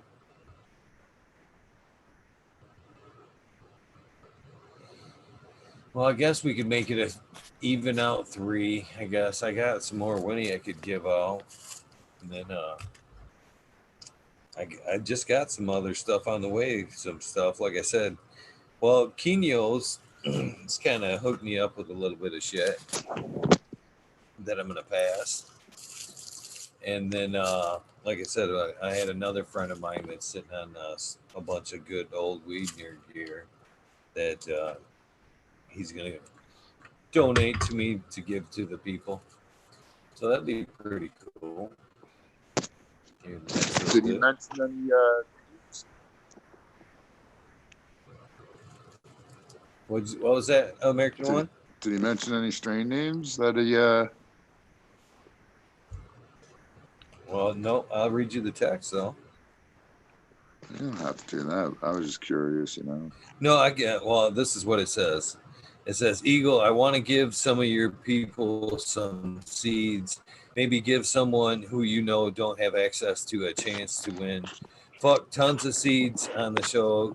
Remember, sub, etc. Something cool. Let's think of something for you. So, Okay. Yeah. so he's got a nice little care package for me. They want to do that in memory of sub, like all one show or across multiples? No, I'm gonna fucking do it across multiples. Maybe do a few, maybe that first day. Depends on what comes, you know what I mean? If they come in like, 50 packs and shit, maybe that day we'll drop the line. You know what I mean? Whatever I got, one of that. Then space them out. Just keep them coming. Just space them out. Just keep them coming. You know what I'm saying? No, man, that's awesome if they do that, though. Have you got a sub strain in your tents right now, Eagle? No, I don't. American one. I got a time wreck that I still got. I'm fixing to pop these here cheesequake seeds that the chat picked out the other day. Dude, cheesequake. I love that shit, dude. So yeah, that's why I used. So I had a cheesequake female, and the thing always looked so haggard by the end by the end. It was killer, dude. I love the flavor, and it would change flavor as like when you put it in the jar, but it was always good. Whatever it tasted really fucking good. So that's why when I got that cheesequake male, I'm like, I'm gonna hit some shit with the cheesequake male and see what happens. And the shit was all good. And I kind of like the other stuff better than keep growing out that cheesequake female. And I want to keep the male. So I stopped the cheesequake female and I just keep the male now. But the time wreck, I had a whole bunch of sub shit I went through. And it's all good, but the JTR, the Jack the Ripper, a lot of it all has similar tastes. Let's put it like that. And yeah, I just had too much of it. But the time wreck is totally different. It tastes like I don't even know what it tastes like. So that's why I keep it around, and it's vigorous. Like let's stick it. I could cut a branch off it, stick it in the dirt, and it'll grow roots on its own. In fucking 7 days. If I don't do nothing, it's like a guaranteed rooter, which I like too. And it's vigorous. It's a good, healthy yielder. It's perfect, pretty much. Yeah, I don't have no problems in saying this. Me and him were good at the end. Well, we were always good, to be honest with you. But there was just like good friends do. You have your ups and downs. And as far as cheesequake goes, I think it was Michelle that asked the other day, which was like my favorite, most complex strains. And cheesequake was one of them. The other ones were marmalade and red dragon, as far as terp profiles go. But me and him had a little bit of outs there. Yeah, it was more. He had that effect tiff on people. Well, it was a tiff, rather, I guess, if you'd say. Because we were real close, and I was a rep and everything, and I gave him my personal seeds, which were first runs, Tinto and Cuvée after the fire for their recreation, and which were used in the recreation. And then he promised me the F2s because I'd give up every last bean I had of the cuvee for the recreation of the cuvee. And then something fucking one thing happened or another. I was promised the seeds, and then when I fucking, he was like, yeah, they're on their way. And then something happened. I didn't see him. And then when I asked about him, he was like, yeah, they all went out to testers. And I was like, ugh. So I got mad and fucking chopped everything down. Motherfucker, fuck son of. Got fucking mad and chopped it all down. But you know, we were friends, you know, and we made up after that. You know, I don't hold no grudges with him. You know, he treated me good and we worked it out towards the end. But everybody has moments, I guess. Yeah, I haven't said it much in the show, but you know, all people are assholes. You can believe that, dude. Oh yeah. Everybody has bad days at one point or whatever. But for me, it's been a lifelong battle to. My biggest demon is grudges. Man, I am fucking terrible with grudges, and it has taken my whole life to. I've lost so many close people to me with Well, if they did you fucking grudges wrong, in the way.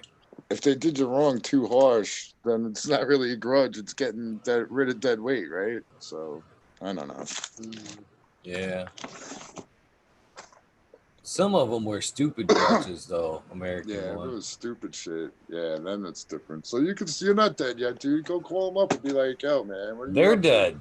Oh, well, that's an issue, bro. That's an issue. I don't I've got an lost. answer for that one. Oh man, I'm serious, man. I've lost both my mother and father. Both Yeah. similar. Fucking left grudges kind of in between of them there. I'll be honest with you. You know, I've never hid anything from anybody, and there's a reason why. Like I say, like the random acts of kindness and that shit. I've lived a crazy life. It's had its ups and downs, and you know, people been there. And sometimes they haven't. But in the instance with my mom, she had struggled with prescription medication, which is one of the reasons why I'm such a big cannabis advocate. And it came to a point there where she was so bad on the prescription drugs, man. And this is no word of a lie, man. Her and her fucking the guy she was with at the end of her death there.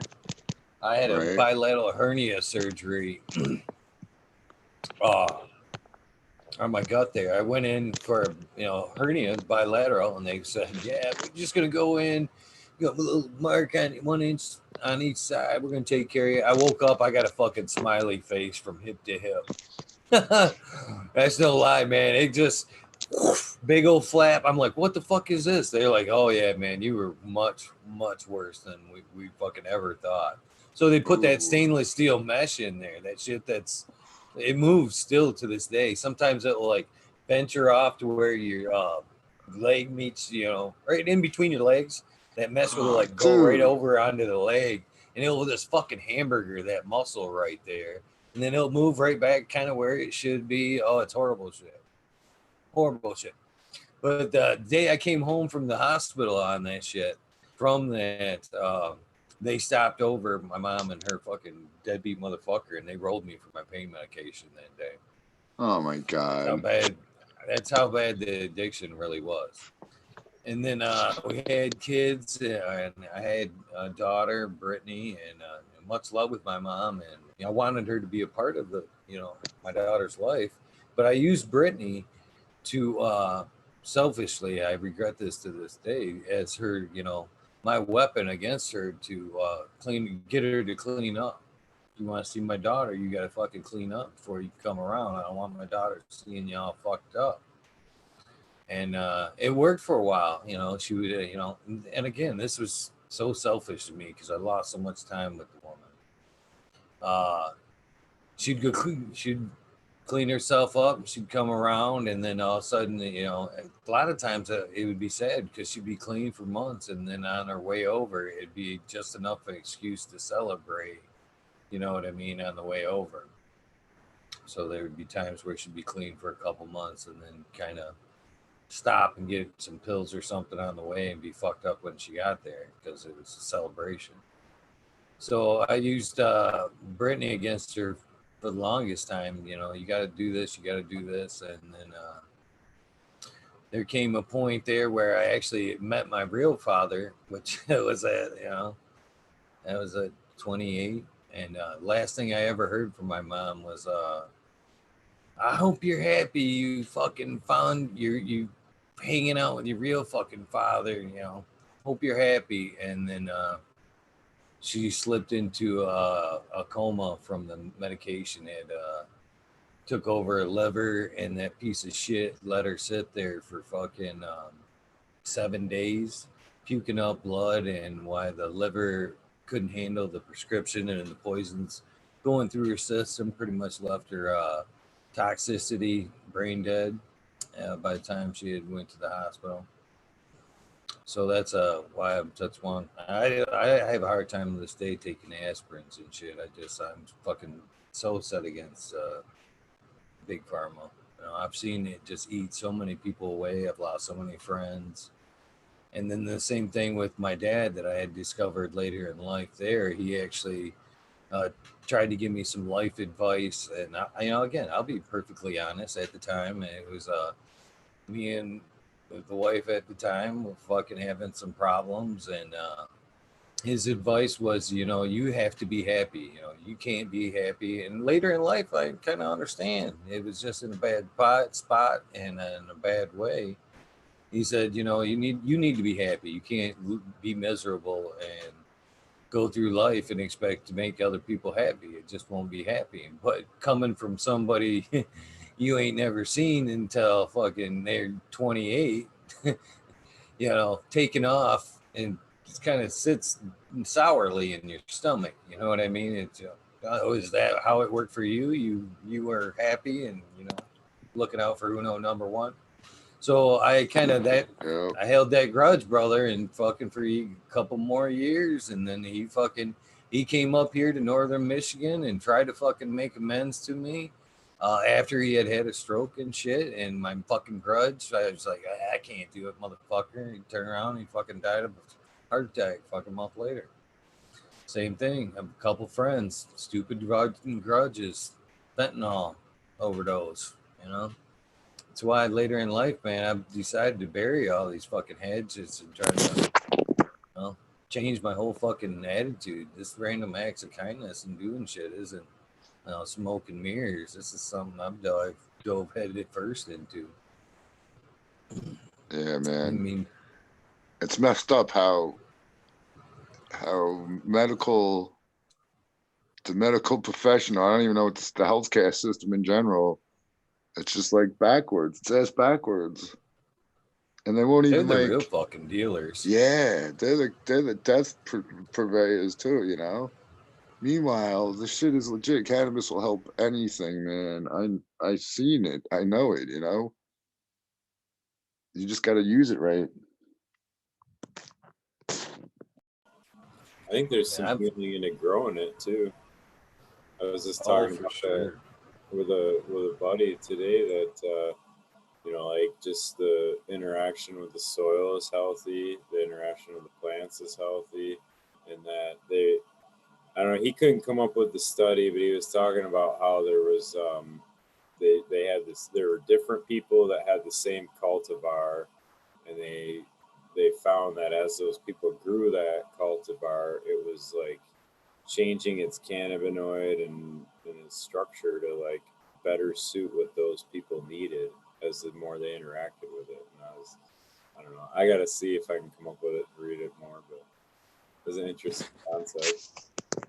Dude, so speaking of hippy dippy stuff like that, so these people that I watched, this was an old Emerald Cup, and they used to put all the panels up on YouTube and stuff. So I watched the panel. It was these human manure people that were pushing this, you know, human manure composting thing that, you know, anyway, they're like, yeah, and then you're like, your DNA and stuff is into the soil, and it ends up in your plant knows what even vitamins you'll need. I was like, yeah, man. I mean, I'll put a crystal in my reservoir because it ain't gonna hurt nothing, but I ain't shitting on my plants, dude. I don't care what kind of process you put it through. Yeah, they don't know about Taco Tuesday, obviously.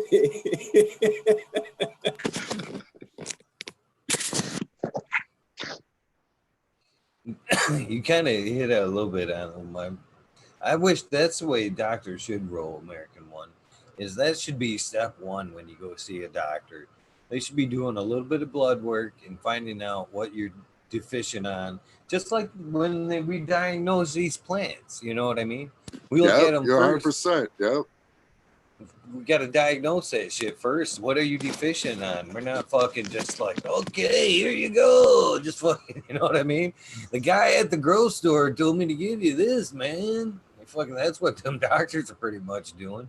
They need to fucking take our blood and go, okay, well, this says you're low on nitrogen, you know, magnesium, whatever. Let's get those levels up first and see how you feel. Let's take care of that and then come back in a week and then see how you feel before them fucking scripts are fucking so easily dished out. That's, you know. Yeah, the other thing is the scripts just take care of the symptoms. They don't fix anything.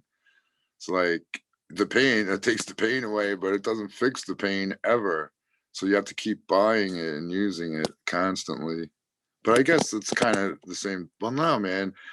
I know people, yeah, they have to use a lot at first and then they can use a lot less cannabis because it, helps them for real. Well, I don't think people realize that a lot of them medicines are like opiate based. You know what I mean? That's pretty much heroin. You know what I mean? What are the side effects of heroin when fucking you don't have that? Your body hurts and you fucking get sick. No different than these prescription pain pills that you're given.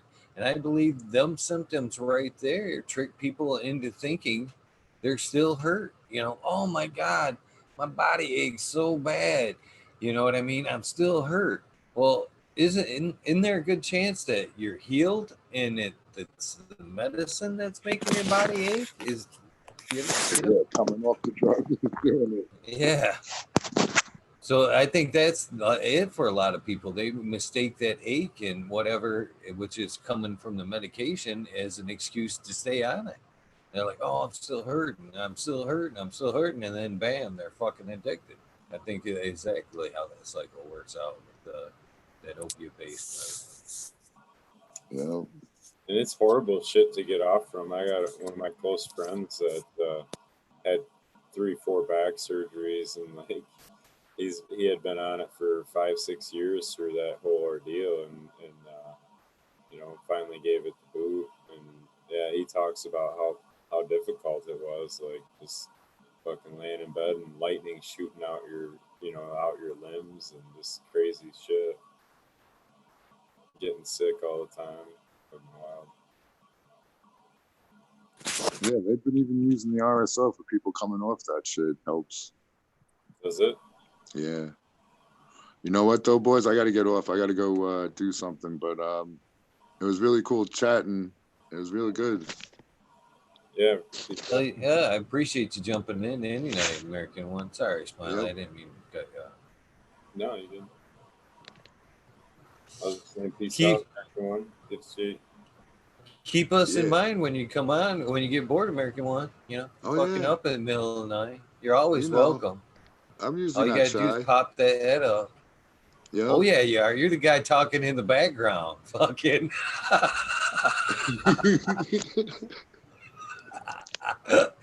You have a good day, brother. All right. I'll catch you guys later. Peace out. Have a good one, bud. He's always a fun one to have on. Yeah, dude, for sure. Seeing chat's blowing up still. I know this subject's got to go. We're changing it. We'll change it. We'll get some beats going. You want to give away another pack of fucking? We'll give away some minis. Jeez. Sorry. I'm sorry. Yeah.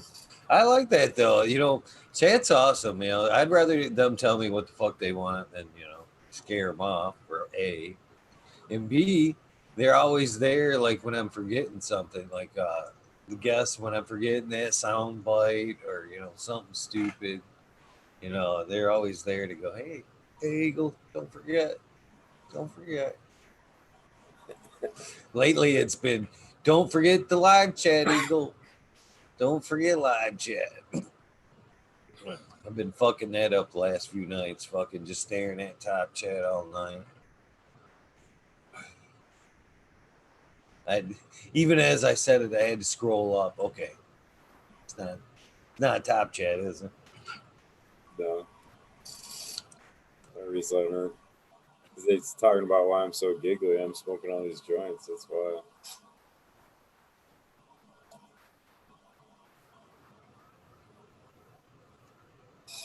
I don't think I'm gonna make it till 4:20 tonight either, man. Oh, I can't either. I've got to fucking bail kind of early tonight because I got to travel tomorrow. I go take care of some patients. That's gonna be a long day. Long day. I love those. I had my long day today. Tomorrow will be a kind of a cool episode. If you guys want to look him up, is the original Reefer Man. You've seen him at almost every High Times Cup. He's always got the cannabis leaf. It's almost this peer print. That suit on. You know what I mean? You know what guy I'm talking about? It's got the 3-piece cannabis leaf suit on at almost like every cup. He's a big activist. He'll be here tomorrow talking some shit for a little bit. And then as always, after sesh. Who's up after that? Flip over to there. You know what's heavy on the list tomorrow is to buy me a fucking good scheduling book instead of this fucking high school notepad that's falling apart. Which I was bummed because I tried taping this fucker together because I wanted to, like, as you can see it, fucking trying to these are like all the past guests so far. And now I'm on the backside. And this is something I was hoping to keep, and I didn't just keep it flowing and shit. But she's falling apart fast. Falling apart too fast. That's good, man. Okay. Names getting written in there. Tomorrow is the original Reefer Man. Wednesday is Glorious Genetics. Thursday is Mountain Grower. Friday is Dirtman Dan. And Saturday is Miss Nudie Grower, who is part of the Hydro Panel on the Cheap Homegrown show on Tuesdays. The Hydro Hustlers or whatever. Yep. She's a Canadian grower. I seen Can grow in chat there a minute. Shout out to him. In our chat? Oh, he is. Yeah.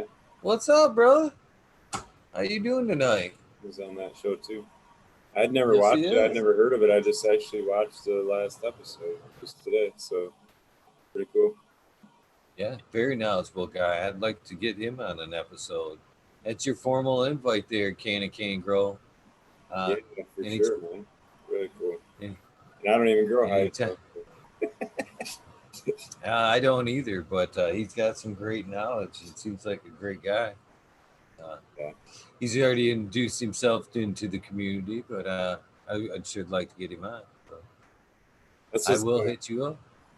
That's just kind of funny to me about that whole back and forth with like organics or inorganics. It's all about a healthy plant, and it's just understanding what you're doing. You know what I mean? Like, I don't know. Everybody's got the same goal, right? Like, funny. Yeah, those are 10-gallon pots behind me. So Smiley, you can drop a YouTube link. I can't find you on YouTube. Do you have a YouTube? I have one. It's Smiley's Garden, but I don't. I see people subscribing. I don't really do much with it, but post. I guess it shows my like videos or something. But You know, I like I said, I've been linking everybody night after night now. At the end, when I do the description, I've been throwing your Instagram when you're on. I throw a link to your Instagram now, and yeah, link to it. I was gonna say like Jack Greenstock does it with on his. I noticed he's got like videos that he's in, and it's like got all the links there. So maybe I can figure out how to do that. Well, all I got to do, if you've got a YouTube, I can easily do that. All I have to do is go over to YouTube and copy your URL, and you know, then I just paste it to my link. All I got to do is lock it to my clipboard. Like right now, last night I went through and like all the what are becoming regulars, you, Jack, Boom. I took everybody's links to their profiles. And I locked them on my clipboard. So like every night now, they're always there. I can just do, and instead of having to go back every night. That's cool. Trying to getting it down, trying to streamline shit a little bit. That's what I do for the Michigan, the grow off. I got my little cheat sheet of all the sponsors and hashtags and shit, so I don't forget nobody. That's funny. Yeah, I used to do that too. It's on one of these papers here, and then I just kind of fell flat on doing it. I feel like I'm selling my soul every time I fucking like. I don't mind giving like the shout outs where I can find me, but when I start like we kind of talked a little bit earlier. Yeah, go ahead, the herbs now and blah blah blah. I have a hard time with that anymore. It's like it's not why I'm doing it. I quit doing it a long time ago. Yeah. But I guess I could link them in the description just to kind of do it. I don't know. Yeah, no, Let's I give get them. you. I mean, I hear what you're saying. It's not like you're trying to like be the sales guy or whatever. That's all. A lot of things though, like Tanasi gave me a link. Even like say anymore. That's another thing too.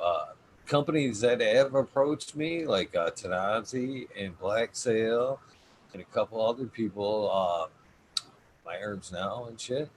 Nah, said I wasn't gonna do it, but they turn around this, Smiley. Them promo codes, so I told them from the get. I said I'm not interested in trying to make any money off this. I don't want any percentage off this. Whatever, I just want them guys to have a deal. You know what I mean? Whatever's you were gonna give me, give it to them. Give them 10% off. Give them fucking free shipping. Give them whatever. I'll plug your product. Hell yeah. But save them guys some money. That's what I'll do. So Yeah, that's pretty cool. Any promo code that you use that I push, like I said, that same does go to you, not me. Perfect. I purposely set it up that way. Stumbled on that shit. All right, let's give away some money. What do you think? I gotta think of a number. It's my turn to pick.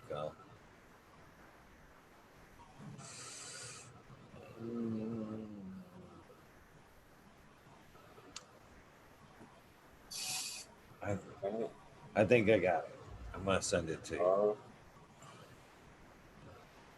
It's just an oddball number too. It doesn't even mean anything to me. Okay.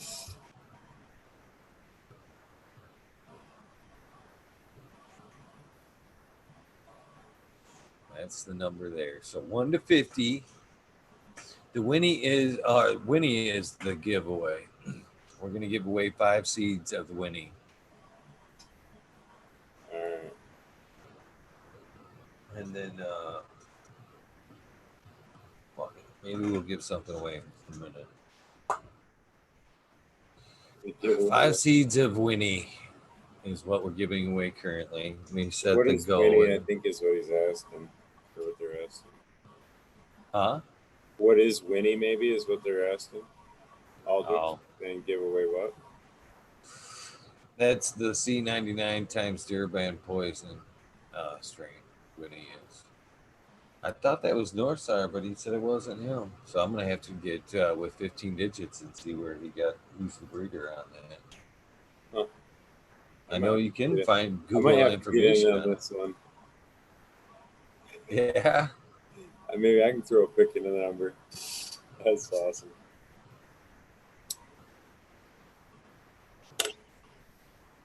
So we just got to let me set the timer here. Let me type go, or you got it shows up better if you do it because it's yellow. So for some reason, I'm not cool enough to get a blue letter. You're not. I thought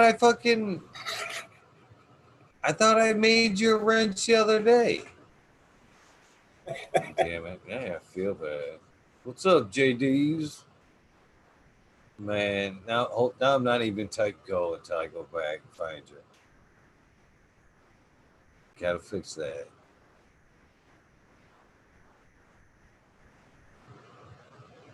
Damn it! Where are you, Smiley? I don't need it. I'm just teasing. I think it's funny. You should have one though. I mean, realistically. I don't think it does. I could have swore I got you the other day because I remember sitting here and looking at you going, why ain't that fucker got a wrench? I know I was all jealous. Boom Farm got one. Well, them guys, they were like the first. Lexi damn near got one. I was like, damn, man. Oh, notice Lexi does not have a wrench. I love Lexi dearly, but that kid, you give her some power and fucking, she goes right to her head. Uh-oh. Everybody we'll all be in timeout.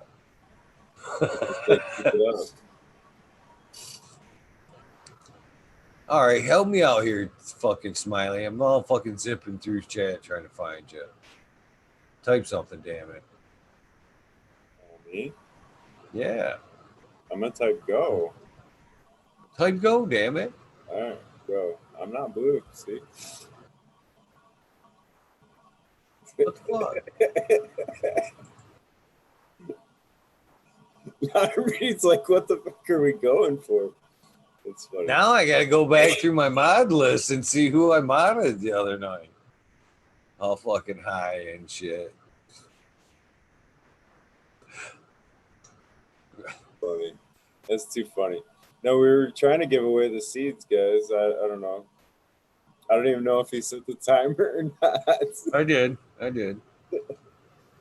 We do have a number anyway, so. And it's Winnie. It's which Cindy 99 times Durban Poison, which sounds killer. I'm jealous. Yeah, it's a good one. Kind of had a brain fart, kind of fucking spaced on. I gotta go back and run. 4 more seconds. 4 more seconds.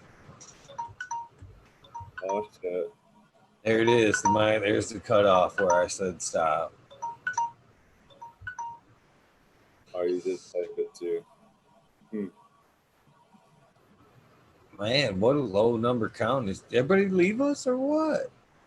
44. Like fuck that Winnie. Get Winnie out of here.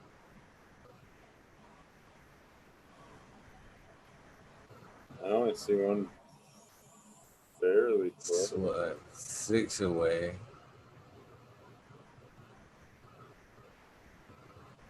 Yeah. I guess the 6 away gets it, right? Yeah.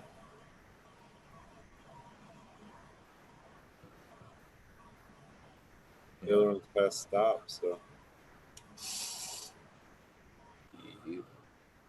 Which was Be Too Crazy. Wait, no, sorry. Bite my tongue. It was DLP 2372. Yeah. Number was 53. So DLP 2372. You won a pack of the Winnie, 5 seeds of the Winnie.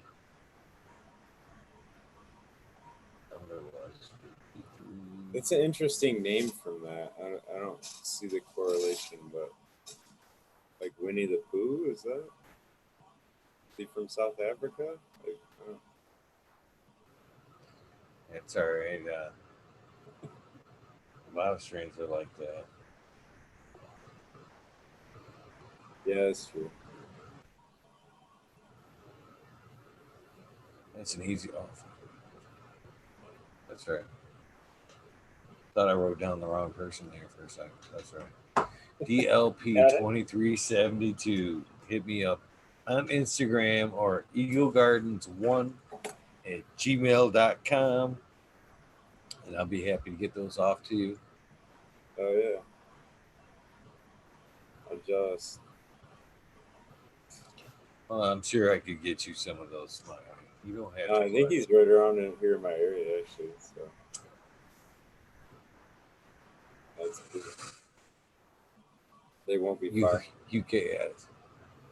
1 to 50. We're you guys are like way off. At least they're not guessing still. People were guessing like crazy stuff. It's like, what? It's funny. Yeah, I guess we'll save some goodies for tomorrow night. Can't give everything away every night. Let's give me something to mail off, though. Man, my post office, at least me getting packages, I don't know if it's the way I send them. That is, getting it the faster way. Yeah, because the thing I sent out, everybody got like lickety split, but fucking anything that's coming my way, even like shit that Lexi's ordered, isn't just coming, man. We're just getting excuses. It's like it goes down, no problem, but like coming up, they're like, yeah, there's just not enough to go that way. Waiting on like 2 more items, and the truck's gonna pull out of here on like Thursday. Get you. But yeah, I'm still waiting on some fun stuff, but I don't know. My shit seems to go the other way pretty quick. I'll try to get those out tomorrow, if not the next day. Now I carry authority. I got like a wrench on chat. It's cool. Does it turn yellow when you type now? No, it's blue, but I'm somebody now. Nah. You should have been wrenched. I swear to God, I fucking wrenched you the other day, because now I'm curious. Now I gotta go back and look. Lexi's gonna trade me to get the wrench.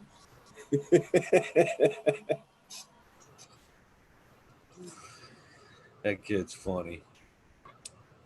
I don't like to talk like that. That might make me lose the wrench too. So I'm not gonna partake in any of that. Just got it.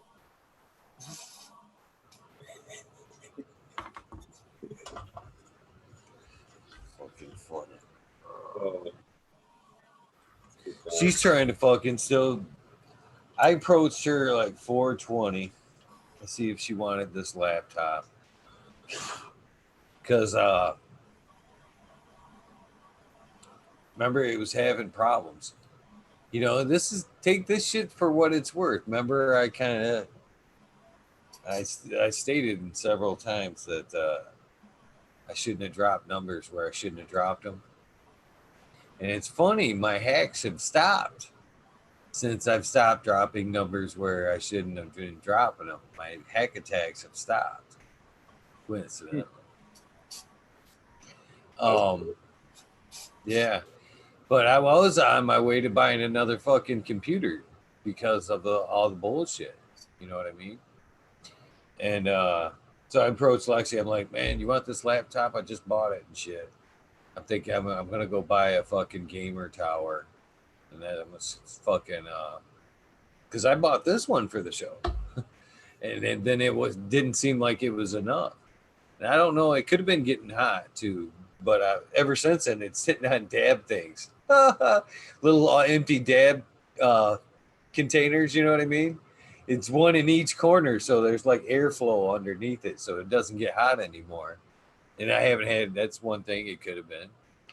but I haven't had a problem since. So now all the time she's all like, "Well, you gonna go get that new tower?" Like she's already locked me into it and shit, you know. It's already a done deal. I'm like, but it's been running fine. I really don't need one now. But you said. That is the words of death right there. You had said, Dad. He said. That's too funny. I was just telling her the other day, man, I love that girl. She is like on point. I said, you honestly need to be a fucking project manager.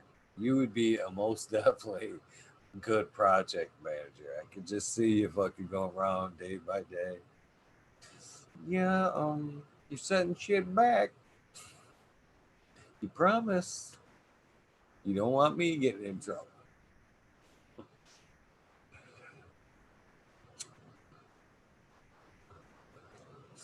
Lexi. Oh my God, I am just joking here. Jeez. Eagle, I want a ranch.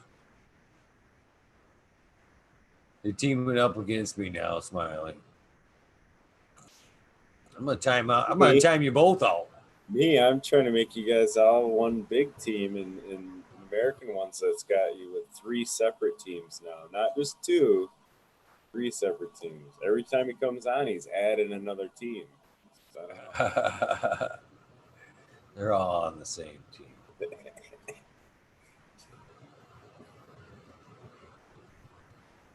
That's funny though. Funny. Yeah, this and probably take off too. It's gonna be 3:20. So there we go. It's a good place to kill it. An hour early. Give me a little bit of stuff done. I still try to get some fucking sleep. So a 5-hour show every night was your goal then? No, it was never the goal. Now it's the mark though. Seems to be. You know, I love the second wave. You know, we get that first wave, you know, when the first show comes on, but like right now, come on. 46 people right now? 46 people still hanging out? And I just feel like, you know, anymore, I'm like, man, I love hanging out with them. I feel bad, you know, shutting it down. Even my daughters are smiling. My daughters are like that now. I fucking shut this thing down right now, and they're like fucking walking around the house like fucking zombies and shit. They're like, what are we doing? You shut her down early, you know. We were having fun, chat was going. Now I'm bored. Some truth to that. That's funny. I just go to bed though. Like that's my bedtime. That's the other difference. What time do you go to bed then, Ego? You stay up till when? Shut this down and you go to trimming and do your 6, 7, sometimes 10. And then I'll usually fall out for on average like 4 or 5 hours, usually closer to 4. 4, and then I'll take a cat nap, you know, sometime midday for about an hour. Can't do it. Man. I gotta get 6 or 7. I mean, I can run on 5 hours, but man, that catches up with me quick nowadays. Used to not. Young guys. Again, though, you know what's weird is it's gotten worse since I've eliminated the energy drinks.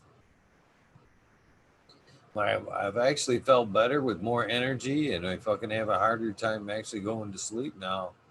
Now that I don't drink them. Yeah, that's my next one I should probably tackle. But I don't drink coffee. You know what I mean? Like that's I don't got any other. I was Mountain Dew hardcore, and you know it's some other one, and then they stopped making it. Kind of in limbo now. They stopped making your favorite drink, and you're like in limbo. Remember that fucking Jolt Cola? I drank that shit for a while. That fucking double caffeine pop and shit. Never had that shit. Oh, yeah, dude, I remember that came out when I was in elementary school. I remember that because I was one pop. I was like begging my mom to get us at the store and shit. It's like, no way. But no, I was never a big fan. But all that shit came back now, man. They were like outlawing it back in the day. Yeah, they did. Fuckers. Yeah. Well, cool, man. I'm gonna check out. I'll let you do your sign off thing, and shout out to everybody in chat. Appreciate hanging out. It's always fun. It's fucking funny tonight. I was reading that shit. It was crazy. Thanks for stopping in and helping cover the bases tonight. You know, I appreciate that. They Yeah. didn't notice tonight.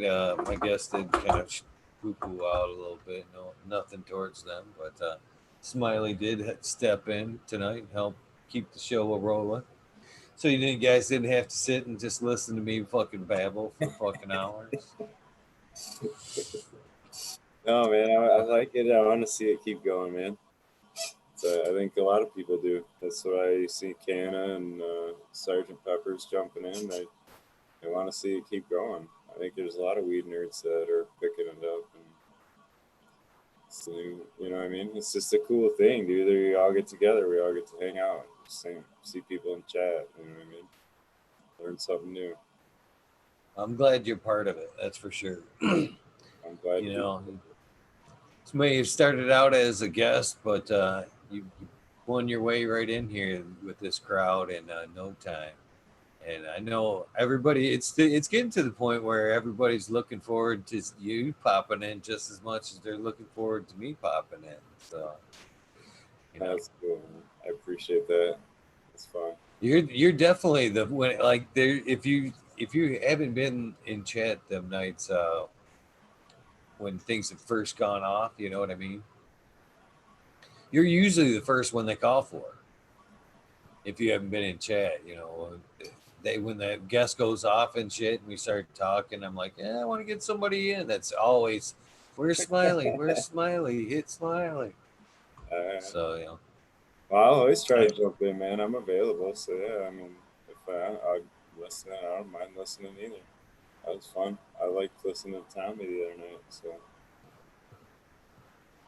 yeah. Well, you're always welcome, and hopefully we see you tomorrow night, bro. cool. Appreciate it. Peace out, everyone. Have a good day. Yeah, you too, man. Well, I hope you guys enjoyed this random panel show that we had tonight. Yeah. Good times. Like I said, we were a little bit short of guests tonight, but Smiley stepped in to save the program. Otherwise, it may have been a quick show. There's so many great people I see in chat. Don't be afraid. Just because I haven't reached out to you guys don't mean in any shape or form that I do not want to talk to you or get you onto this program. Please reach out if you want to be a part of this and you want to reach out and say hi to the community. Get a hold of me. It's that easy. It's really that fucking easy. Other than that, you guys have a great night. I almost didn't do the shout outs. Smiley's Gardens. Thank you. DLP 2372, Aldridge 25. Kowalsvitz. I don't even know how to fucking say that. I'm sorry. I didn't mean to butcher your name. Hope you come back. Cheers. Cheers back to you. 420.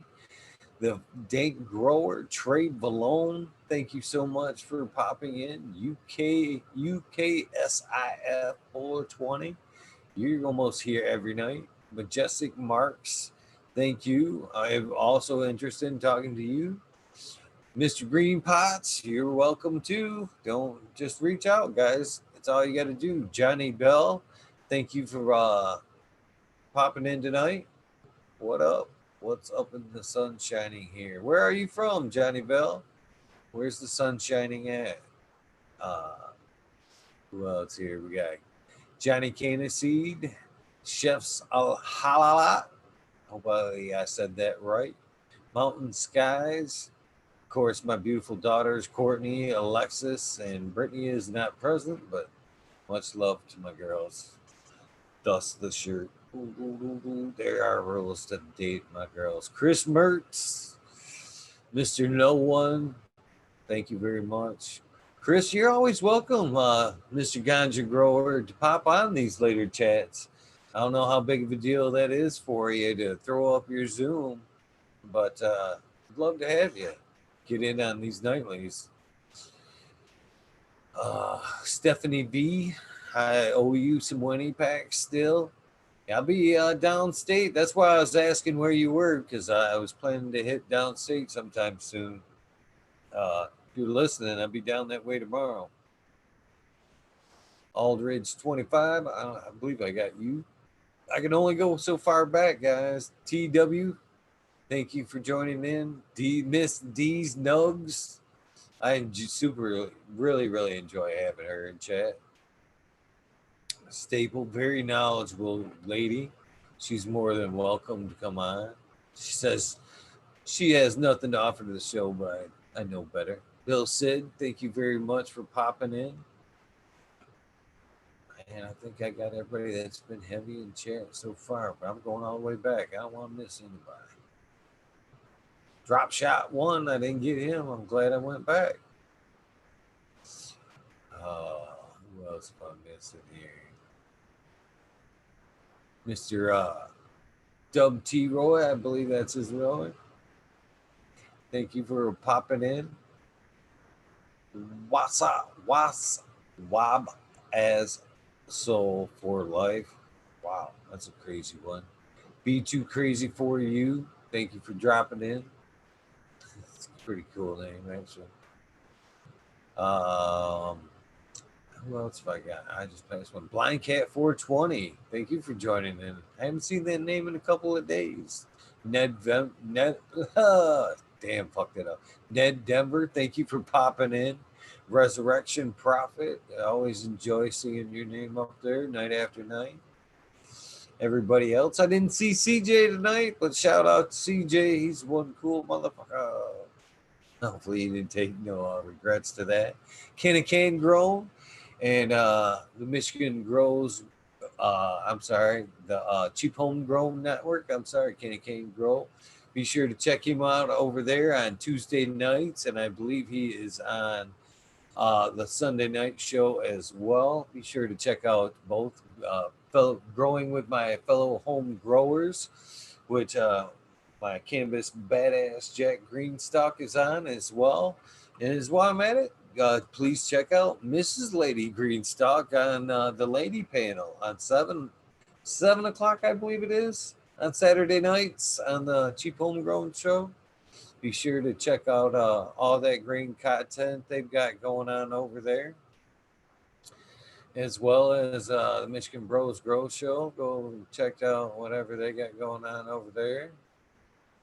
And yeah, you guys know the deal. Please reach out and do something nice for somebody. Random acts of kindness do change lives. Weed nerds for life. Yeah, all it takes is one. You'd be convinced. Just do something randomly for somebody, and they'll know. They'll know. Red Setter Farms, brother. Hope you have a great night. Just missed the show, brother. I'm just getting ready to sign off. But yeah, hopefully you guys tune back in tomorrow. We'll be right back at it tomorrow. The original Reefer Man will be here. One last plug for him. And yeah, thanks everybody. It means a lot that you guys tune in night after night after night. I'll see you tomorrow. Peace.